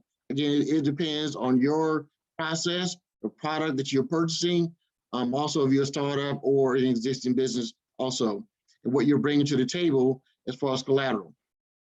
As far as the SBA, our loans are $25,000 and less. We do not require collateral. However, if the lender does, then collateral must be obtained. Now, for collateral for the SBA, the collateral does not have to cover 100% of the product or the loan itself. It needs to at least cover about 75% of the overall loan amount to meet the requirements for the collateral. Now, one tool that SBA has is called Lender Match. It's a tool that's found on our website. It allows borrowers to find lenders. Now, I know, like I said, I covered the upstate area of South Carolina for the last 9 years. There are banks everywhere in the upstate of South Carolina. I do highly recommend, it was stated earlier, that you do have a relationship with a lending institution in your area. It is very important. One reason I tell you this is because we knew that the SBA offered the PPP program, the Paycheck Protection Program. We have tons of borrowers who apply for this program online through online banking institutions. These borrowers are having a very hard time of contacting these lending institutions and finding out the status of their loans. If they had a relationship with a local bank, they could apply there if you got information from a local banking institution. That's why I do highly recommend you have a relationship with a bank who knows you and knows your community as well. Now back to the Lender Match program. There's a tool on the SBA's website that allows you to find lending. We know that people are very busy these days. Go to our website, you download the app, there's a questionnaire, you obtain an ID. The questionnaire, there are 21 questions. We do not need personal information from you, such as social security numbers, things like that, tax ID numbers. All we need to know how much money that you're requesting, what's the purpose of the money, and a little bit more detail about yourself. Once you hit enter, your Lender Match applications is sent out to all the lenders in your community or network or zip code or county who will sign up for Lender Match. It also provides free leads for lenders to see potential borrowers. Now, once the lender reviews the application, they have 48 hours to review the application, and they can select either select the information. If they accept it, then they'll be giving the borrower's contact information. Now, it does not guarantee the lender a loan, does not guarantee the borrower a loan. If the lender does accept the borrower's information, they are allowed to do a conventional loan or either SBA loan, or either if the borrower does not meet the requirements, they can simply refer back the borrower back to a resource partner. Now, if you are a borrower who signs up for Lender Match and you do not receive a contact from a lender, you will be given the local resource information, contact information from a resource partner in your area that can help you be better prepared to seek financing from a lending institution. Reimagine your potential as you branch out. 96% of the market is outside the US. 2/3 of the world's purchasing power are in foreign countries. That's why the SBA has a lender exporting program as well. We can go to our website, sba.gov/exporting.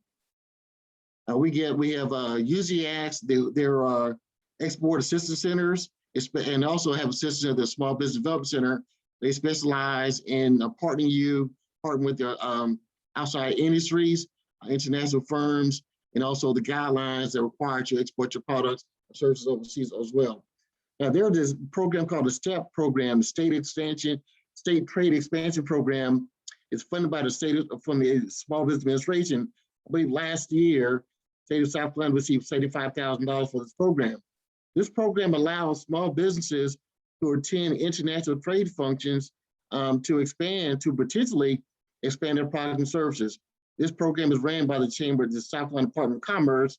You can contact them for access to this program.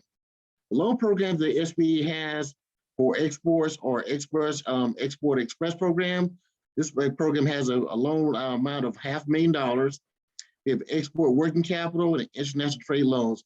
Those two programs have a max loan amount of $5 million to help you export your products and services overseas to foreign territories.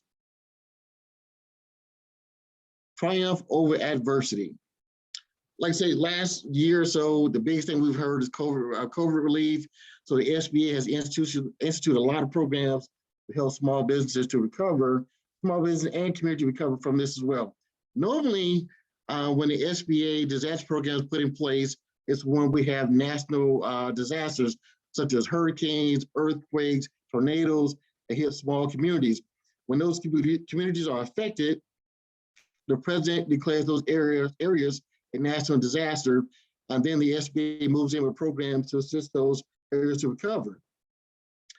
These programs are normally offered to homeowners, renters, and small businesses as well. If you own a home, your home is damaged during a natural disaster such as this, you can borrow about $250,000 from the SBA to help you recover your property. If you're renting a home, you can borrow about $45,000. It's about $2 million for small businesses to borrow under normal circumstances to recover.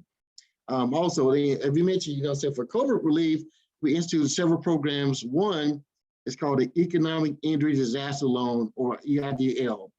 That loan started out with a maximum loan amount of $150,000. We have recently increased that loan amount to $500,000. It's a 30-year loan. It is a loan. It's repayable. The rate is offered as 2.75% for nonprofit businesses and 3.75% for a for-profit business. Again, 30-year loan, fixed rate. Again, the first year for that loan, the payments are deferred for you for the first year of that. We now have something called a targeted EIDL. When the EIDL first launched, we offered up to $10,000 in a grant and an advance amount of money to small businesses.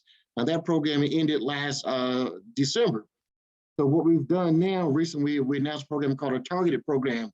The target program is for individuals who did not receive $10,000 in grants in advance. Now you cannot apply for it. If you apply for the Economic Injury Disaster Loan prior to December of last year, and did not receive the full $10,000, the SBA has a requirement that they put together. They're reaching out and sending out emails to individuals who did not receive the $10,000. Now, there's selection for that. You must be in a low-income area. You must have less than 300 employees. And also you must show a 30% reduction in revenue from the previous year. So again, you cannot apply for this. The SBA already has a requirement in place. We already have a list of individuals who submitted last year, did not receive the full amount. And the SBA selected those individuals and contacted them, reaching out to them. If you receive an email from the SBA to apply for the target advance, please respond as quickly as possible. We have some other programs coming out. We have one called the Shuttered Venue Operators Grant that's coming out real soon. This is for live entertainment venues that had to close due to COVID. There are about $25 billion set aside for this. The SBA will soon launch a website for you to apply for this. Again, this will be a grant, does not have to be paid back. Another program we recently launched called the RRF, Restaurant Revitalization Fund. This is a grant that you can actually apply for now. We started about 2 weeks ago. I think it started at about 24 billion. There's about 16 billion left in that. This is actually a grant you can apply for. You can contact our office at 803-765-5377 for more information on this, or go to the SBA's website, sba.gov/disaster.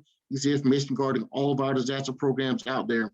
And again, the SBA is a very resilient organization. We've done a lot to help small businesses to recover, from waiving our fees, to deferring payments, to offering grants. And we don't ever offer grants. So this is the first time that we're doing this. We've helped a lot of small businesses to recover and maintain during this time of COVID relief.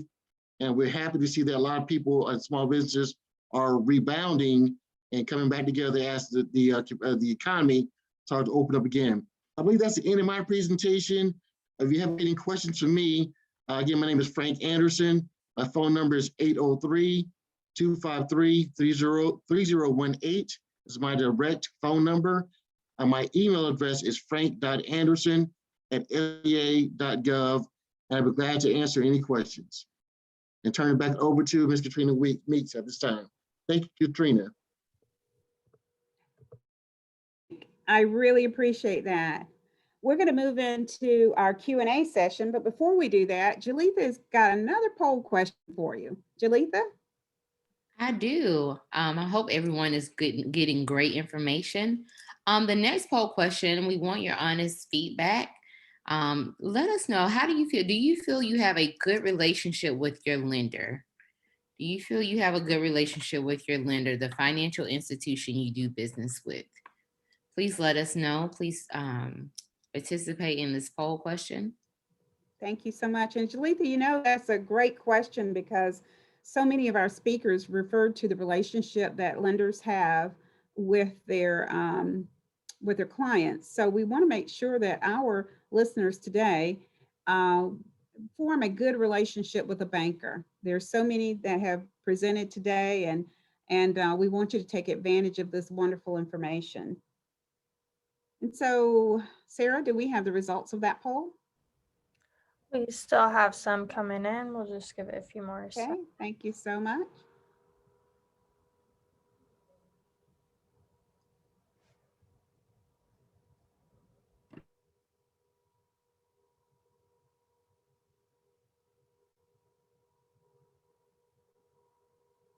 Thank you so much for hanging in here with us today. We really appreciate it. Great. Around 53% of you have answered yes, you do have a relationship with a banker, and we're so glad to hear that. But the 47% that do not, please reach out to one of the bankers on this webinar today, or to one of the resource partners mentioned on this webinar today to help you with building a relationship with the banker. So awesome. We're going to move into our Q&A session today, and Kostas Ioannidis is going to lead us with Q&A. And afterwards, please hang around so we can tell you about the gift we have for you. And Kostas, I'm going to turn it over to you. Thank you, Katrina. I'd like to thank all of our participants here today, and it's just been very enlightening for a lot of people, I believe. We do have some questions that came in, and some are directed to specific presenters, and some are just kind of open to whoever to answer. Tammy, earlier on when you gave your presentation, someone posted a question. They were asking, in order to utilize the services, does the business have to have a physical location? Can it have a virtual presence? And also, do you support natural or holistic wellness services? Hey, so thanks for that question. I hope you can hear me. We support all types of businesses because we never know what types of services will be requested. So we absolutely support any business that comes to sign up for Source SC. If you have a business that is held within your primary home, we'll probably just have to have a discussion about that, but that is also welcomed. What we are trying to prevent is a lot of times we have sales reps that represent a large company outside of South Carolina that are trying to tap into the market. But if you have a physical presence here, including a home, we're happy to work with you.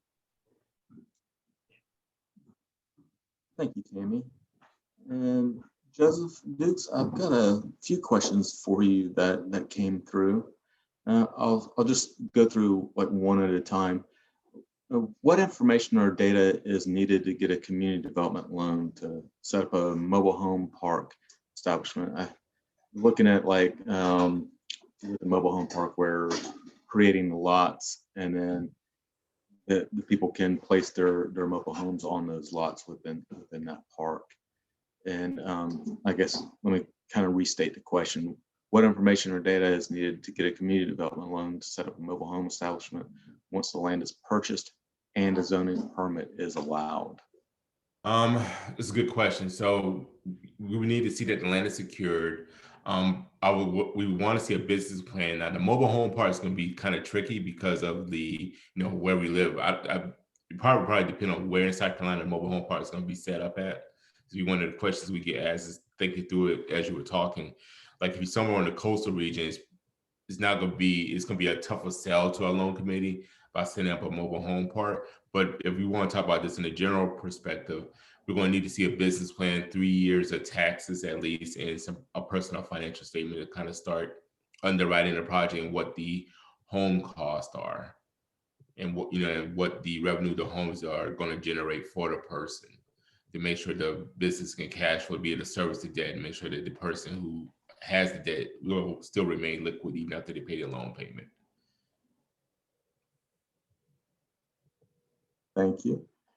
And next question for you is, did you say that the interest rates are typically higher at the South Carolina Community Loan Fund versus? Yeah, on average, it's going to be, I would say, 3 points higher than prime on average because of our cost of capital.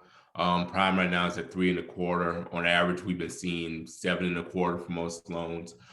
We have kind of like I won't call it, we don't necessarily have a cap, but like there's like internally we have a cap, like when we underwrite a loan, like we won't go above 10 points, 10 interest points on a loan typically. If someone, like, once we risk rate it and it goes above that, then we probably recommend that they're not quite ready to borrow, that they need more technical assistance. But on average, we're talking about 7.25, depending on the project. It can be lower, like for affordable housing projects, there's a discount for it. Or if you're like creating like living jobs or like a living wage type jobs, or I guess quality job is the right term. We do like try to give like slight interest reductions for projects like that. But on average, I would say 7.25 is what you're looking at when you come to the loan fund. Just from my personal experience, just to kind of tack on to what you were saying, Joseph, this rate might be a little bit higher, but it's still very cost efficient money. It's not overly expensive money. No, it's competitive for like what CDFIs typically do. It's a lot cheaper than a credit card, a lot cheaper than going to a predatory lender. I preach that one of the best things about working for the loan fund is that, yeah, like you want to pay a little more on your money, but we are a borrower who is we work with our borrowers by and large, like where there's like ups and downs, the ups and flows in the business. You can come to us and know that we're gonna operate in good faith with you to try to get you past that, because ultimately we don't want to see a business fail. Like we don't have a strong aversion to risk, and that's the thing I'm most proud about working here, is that when someone goes through a tough time, like a lot of the restaurants through COVID, a lot of the borrowers, we created programs to help them not to default on their loans, to stay whole as they can as we could possibly. We weren't going to lend you more money, but we weren't also going to come back and say we want our stuff back because COVID happened. And I feel that we help with businesses remaining resilient through tough times. And kind of going to your point, and also what Frank Anderson said, is when someone comes to you, it's not just the money, they're also going to learn how to manage their money better, so it improves their ability to be profitable. Yeah, we offer programs pre-closing, post-closing, just for that. We offer we also financial courses for some of our borrowers who may need it. We run the gamut, so some of the borrowers are going to be pretty sophisticated, others not so much. It might be their first interaction with any type of lending institution, and we understand that, and we cater our programs and loans to that person so they can be successful, not just for the first loan they get, but for every loan after us. And to everybody out there, Joseph mentioned predatory lenders. You got to be very careful. Another name for it is no-doc loans, where they just make it so easy to borrow the money, but the cost of it is so high that you just can't overcome the fees and the interest. And it's not just that. A lot of times what they're doing is they're withdrawing money out of your bank account on a daily basis. And if your cash flow isn't right, next thing you know, you're constantly getting hit with NSF fees on that end, as well as the vendors that you're trying to pay. And it just gets so overwhelming, you just can't dig out of that spiraling hole. Joseph, we got another question, is what do they need to bring to the table when they're inquiring for a loan? And I guess this question can really just kind of apply to everybody. It's not specifically Joseph, because well, I'll go first. So like for me, it depends. Like a lot of loans that I've done started out with a simple phone call, like they never heard of us before, and I'll give them my spiel about who we are, what we do, and what I'm expecting from them. And then my first question, all right, so you have a business. My first question typically is, all right, do you have a business plan? If not, then I'm going to tell you to send you to someone like Ms. Meeks. All right, you need to start working on this part because we can't take you seriously until you put pen to paper on it. Right? It's great that you might have cash in the bank. You might have been doing it for 20 years, but I need to know, I got to be able to sell you to people who you're asking to borrow money from. So I need you to go talk to Ms. Meeks or someone or some other local SBDC and put pen to paper and put together a plan and come out with some financials. And after that, we can start building out a loan application.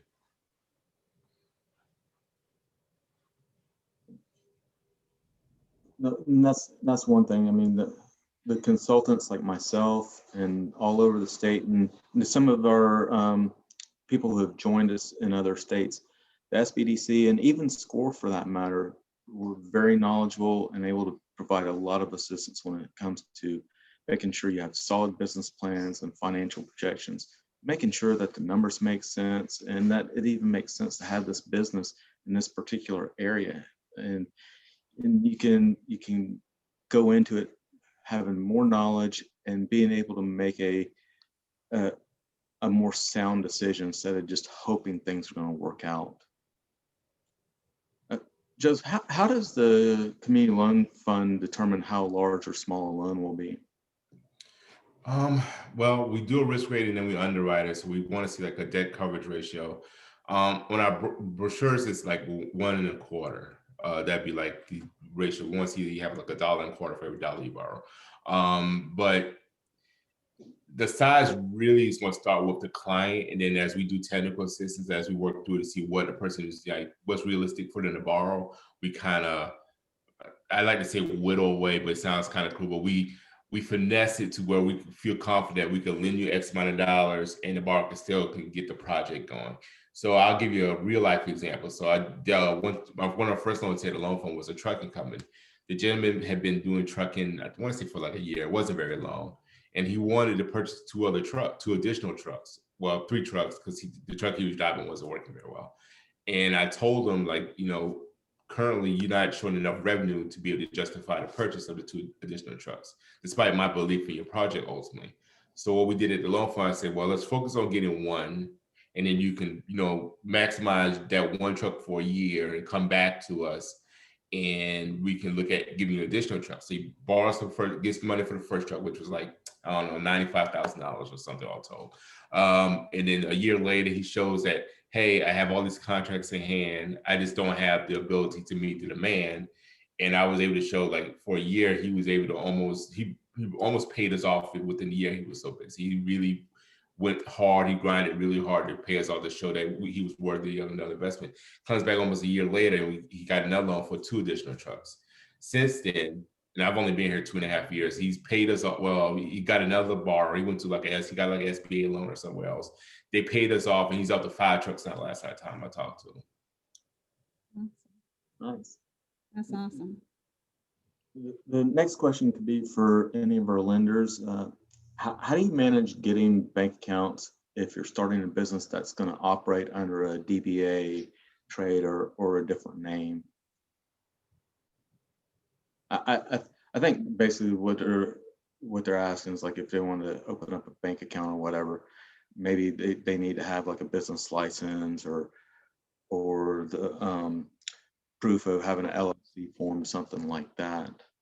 Yeah, I think you would just bring your organizational documents, whatever you got from the Secretary of State that said that you have a viable business. Bring that in with you, and it'll have a tax ID number on it. It'll have the information that we need, and we can set it up from there. I think it'd be pretty simple as long as you have your organizational documents that show that it exists. Awesome. And I guess, hey, Constance, can I piggyback on that question? Sure, you're more than welcome to. Yeah, I would say, especially if you are in business, please establish a business account. One of the issues that we're seeing with some of these disaster loans is that individuals don't have a history of having a business account.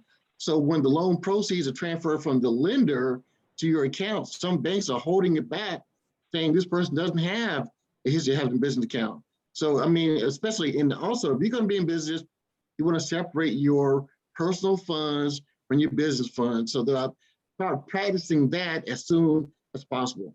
So that's my recommendation to you. If you're going to be in business, be legit all the way. Have a separate account, have a business account.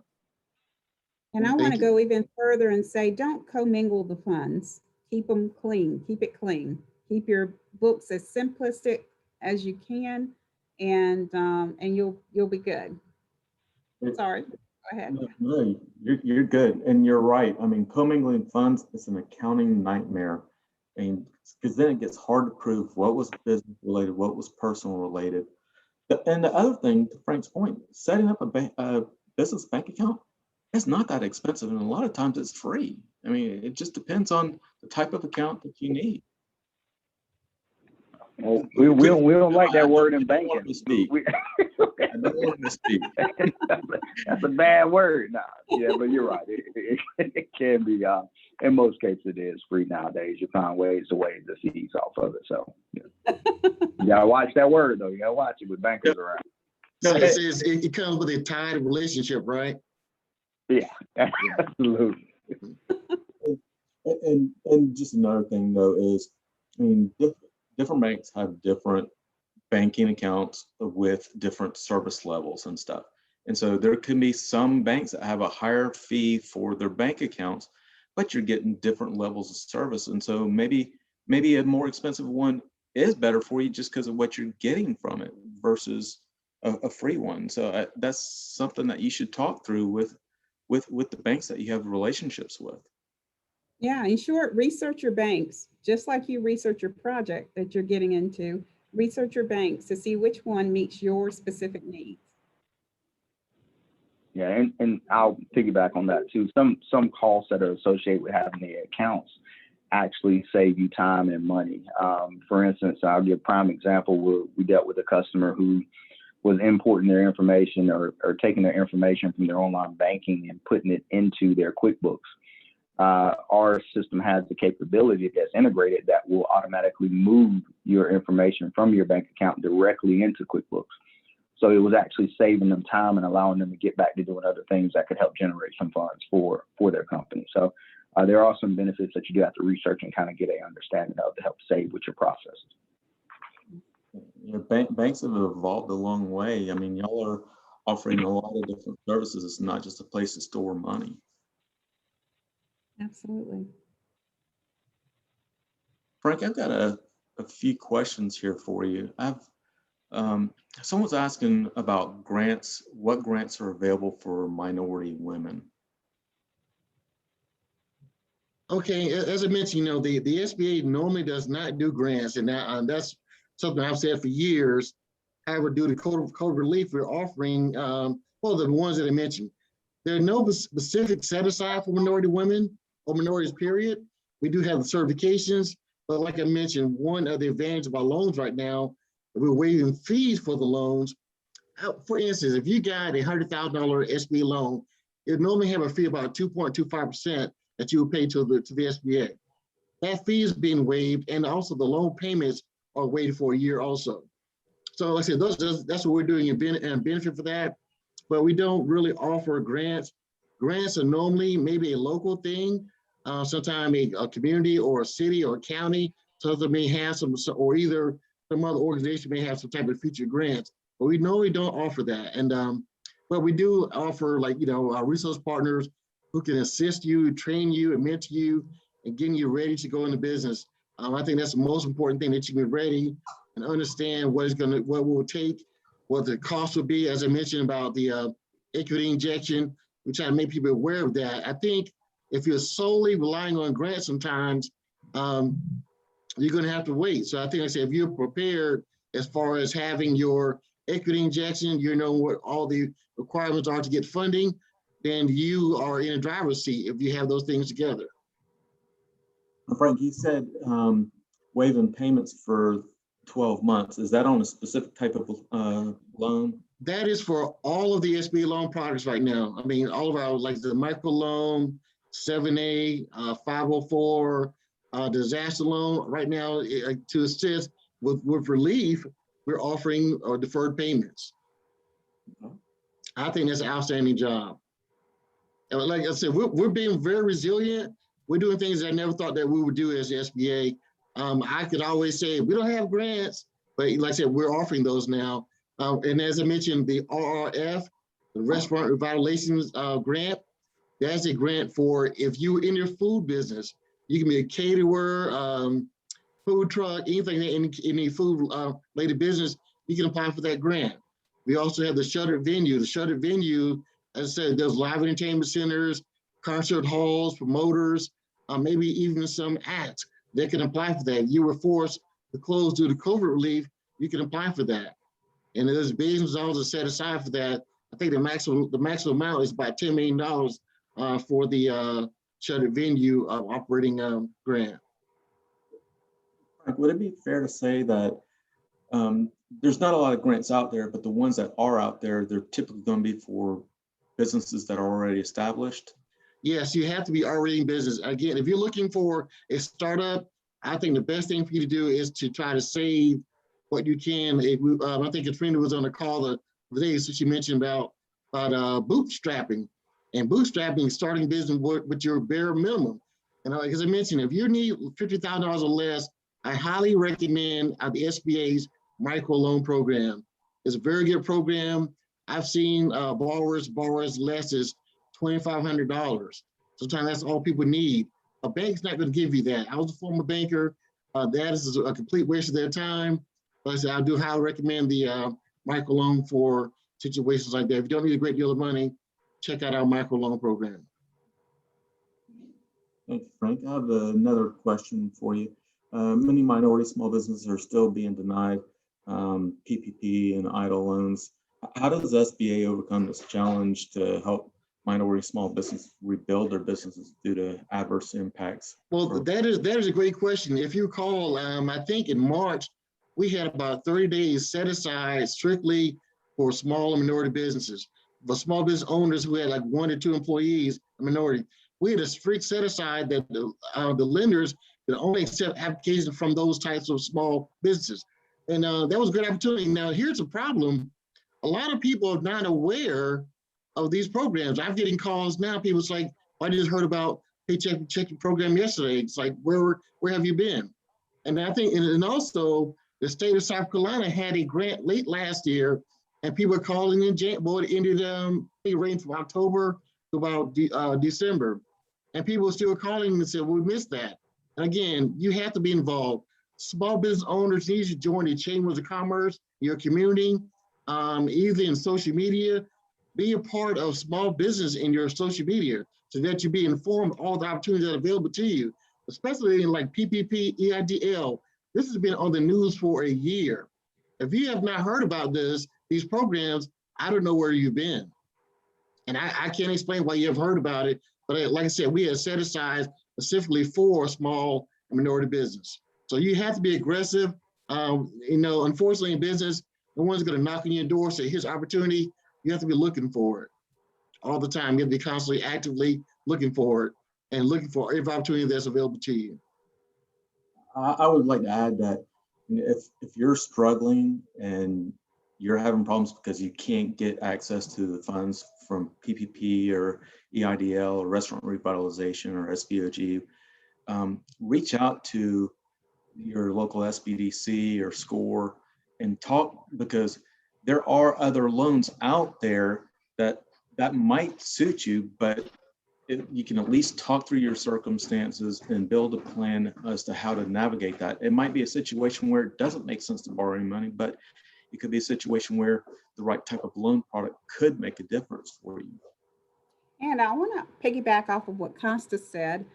If you are out there and you, for some reason, you don't look at the news very often and you're really focused on running your business, sign up with the local SBDC or one of our resource partners, because typically we send out notifications when grant funds or loan funds become available, such as the EIDL or the PPP. And you may get an email that can alert you that these services are, or these types of services are available, and you can tap into them. So make sure you're signing up with one of our resource partners so that you can get that information. Frank, I've got another question for you. Do you know what the time frame is for the EIDL increase will get to, increase will be to get a response or receive additional funds. I don't know if you need me to read that again. Let me start again. Do you know what the time frame is for the EIDL increase, where it will be to get a response or receive the additional funds for those who already submitted their increase request? I can't give them a statement about the turnaround time, simply because, you know, you think about this, when I talked earlier, I mentioned about disaster loans. I said, normally disaster loans occur in a community or a city or county, right? It's nationwide.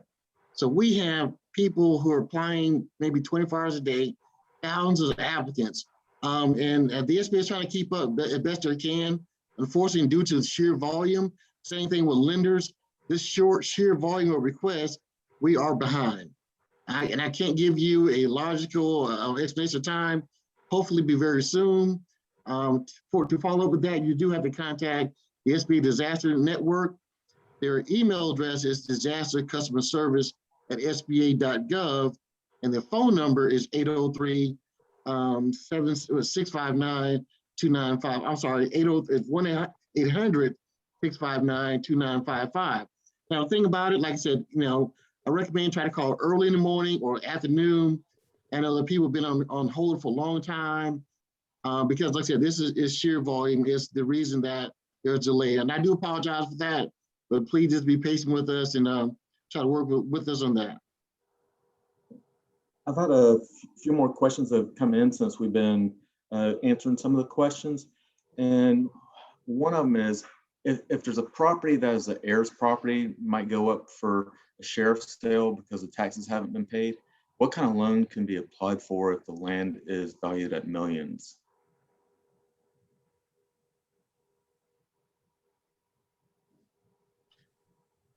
Could you repeat that question? Sure. If there's an heir's property that might be going up for a sheriff's sale because the taxes haven't been paid, basically a tax sale. I'm guessing that might be like the tax auction. Come a certain time of year, depending on what county it's in. What kind of loan could be applied for if the land is valued at millions? You know, like I said, you know, our maximum loan amount is $5 million. For purchasing real estate, I would suggest our 504 loan. I can't remember if it was someone earlier mentioned that program. The 504 loan, you apply for it through a certified development corporation. There's 3 parties involved. There's a certified development corporation, there's a borrower, and then there's a third-party lender, which can be one of the institutions that we have on the webinar today.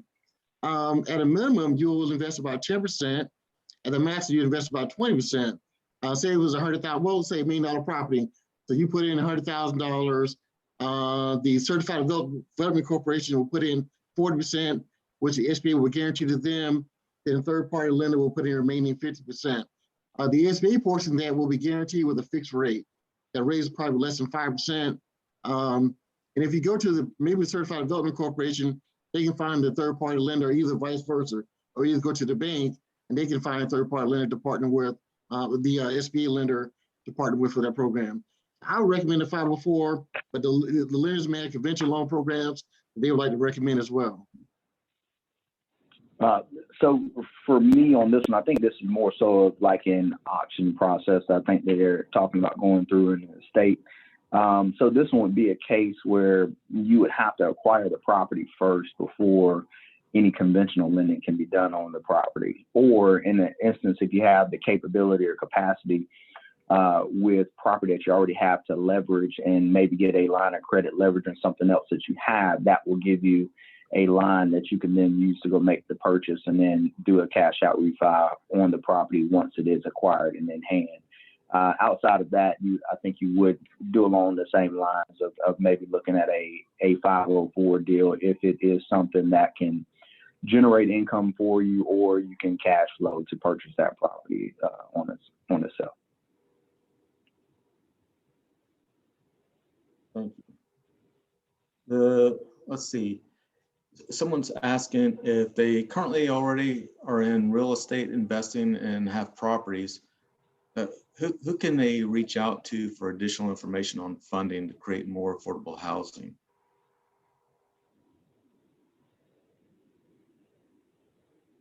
I'm sorry, repeat that one for me again. Surely. Someone is currently already in real estate investing and has properties, and they're wanting to know who they can reach out to for additional information on funding to create more affordable housing.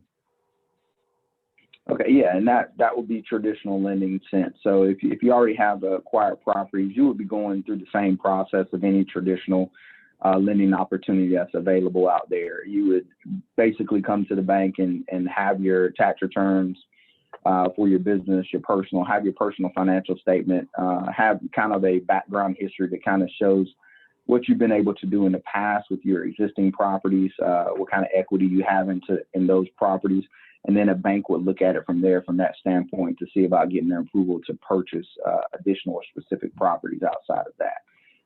Some banks do have some CRA requirements. So depending on what you're looking at doing as far as affordable housing, that does come into play as a benefit where you can get out of your traditional lending space. And the traditional lending space, I typically mean you're 20-25% down to look at doing an investment property and have some favorable terms if it does fall in the right census tract that we're looking at for a CRA standpoint. I hope that answered the question. If that didn't answer the question, please feel free to post in chat and we'll see what we can do to get it clarified for you. So I've got a long question here and it involves a business name. And so I prefer to keep the business name out just for staying anonymous. Sorry, my tongue's getting tied here. We have an owner of an event venue and they established the business in June of 2019. They opened their doors for business in January of 2020. They then had to close in March due to COVID. And then they reopened in June and the business has slowly been progressing. It's been difficult for them to determine what they qualify for and how to apply. And because of the unexpected year, they haven't been able to see a true projection of how the business, what the business production is going to be. Many of the services that they plan to offer they haven't been able to, and which are required by some of the relief grants by showing supporting documentation. They've been part of SCORE for a while and are planning to sit down and go through things with their mentor. They want to know if there's anyone more specific they need to reach out to regarding the government assistance that's out there. They're definitely interested in the community development option presented by you, Joseph, and maybe they're wondering if maybe they'll benefit from that, or if there's something else out there that might be of assistance to them.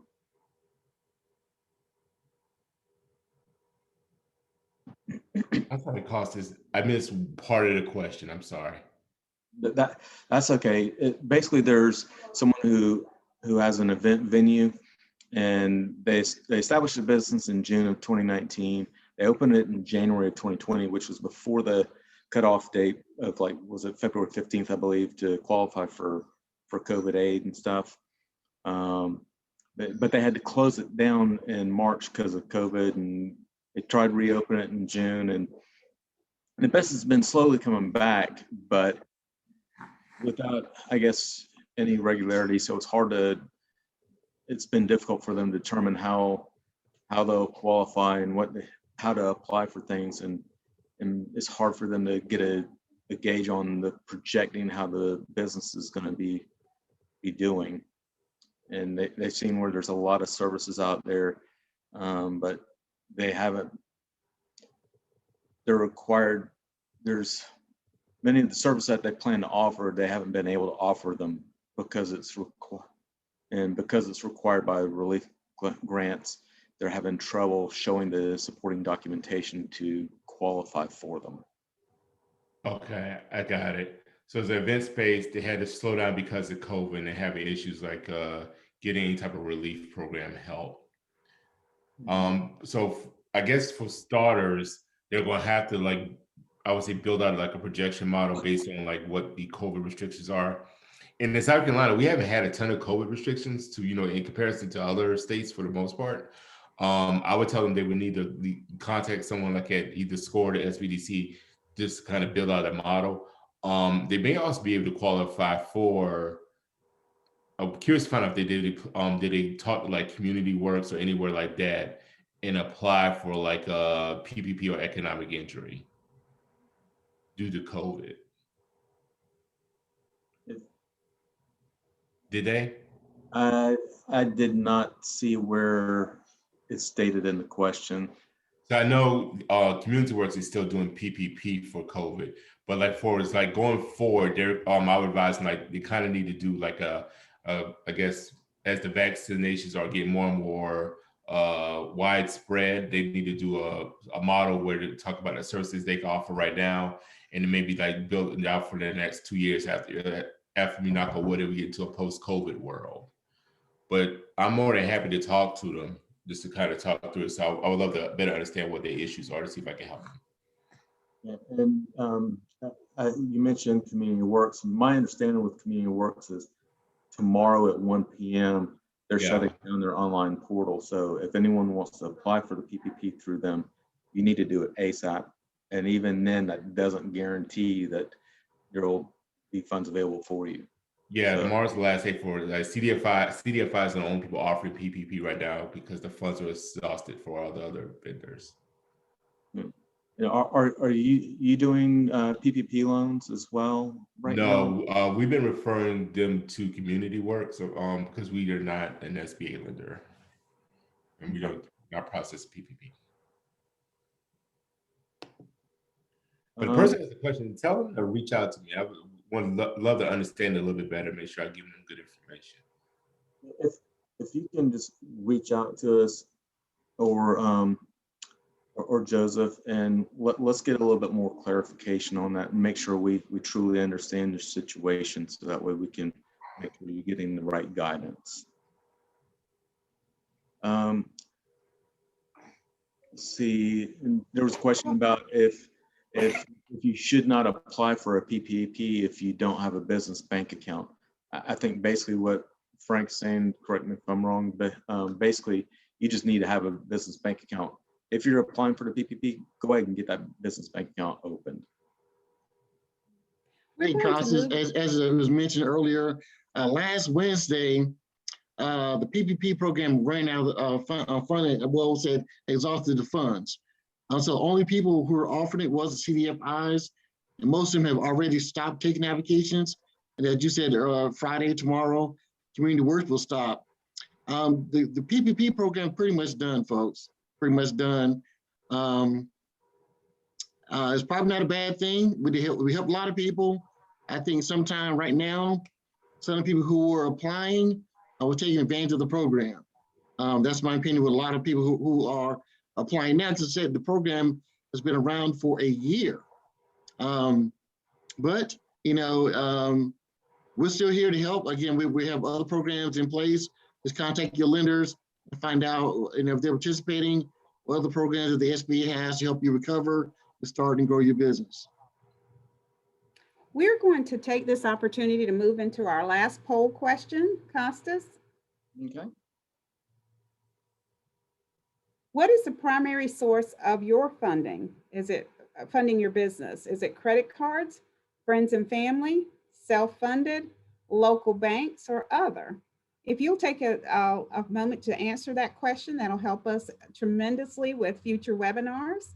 And then after that, we're going to wrap up our session today by telling you a little bit about the gift that we're going to be sending out to you.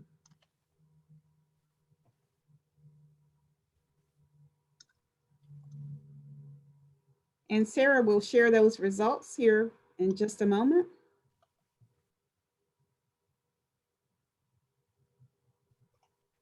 If you have additional questions, we will answer those offline. We're going to gather those questions up and send you a response individually. But we want to thank you for your participation today. Okay, so it looks like a lot of businesses on the call today were self-funded, a vast majority of them. So we hope that this program has helped provide you information in case you're at a point where you need to expand your business. I'm going to turn the program over briefly to Izzy. And Izzy, Dr. Farron, is going to tell us a little bit about the collateral piece that will be coming your way. Izzy? Unmute yourself. Sorry, guys. Okay, let me talk now. All right, guys. Thank you for this great presentation, everyone. Katrin has been mentioning this gift to you guys, and I'm sure you're all wondering, what is this gift? Well, the gift includes information on how to address the reasons behind these learning disparities that impact our minority businesses. So in this, we're going to send every participant and even the registrants to this program. We had over 305 people that registered for the program. So everyone who showed interest and who participated will get this fact book that gives in-depth information about the reasons behind these learning disparities to minorities, which may include information on which will include information on four C's, and also variables such as poor business location. This may impact getting a loan from your bank. So we're going to give you information on how to address these issues. Also, our booklet will have information on different types of bank loans that are available, or loans, microloans, SBA loans that are available to our businesses, and the terms that they come with. And finally, the booklet will have information on all the resource partner contact, data and anything that was mentioned where you could, get in contact with our network and access this valuable knowledge. And so that's it. All right, great. Thank you so much, Dr. Farron.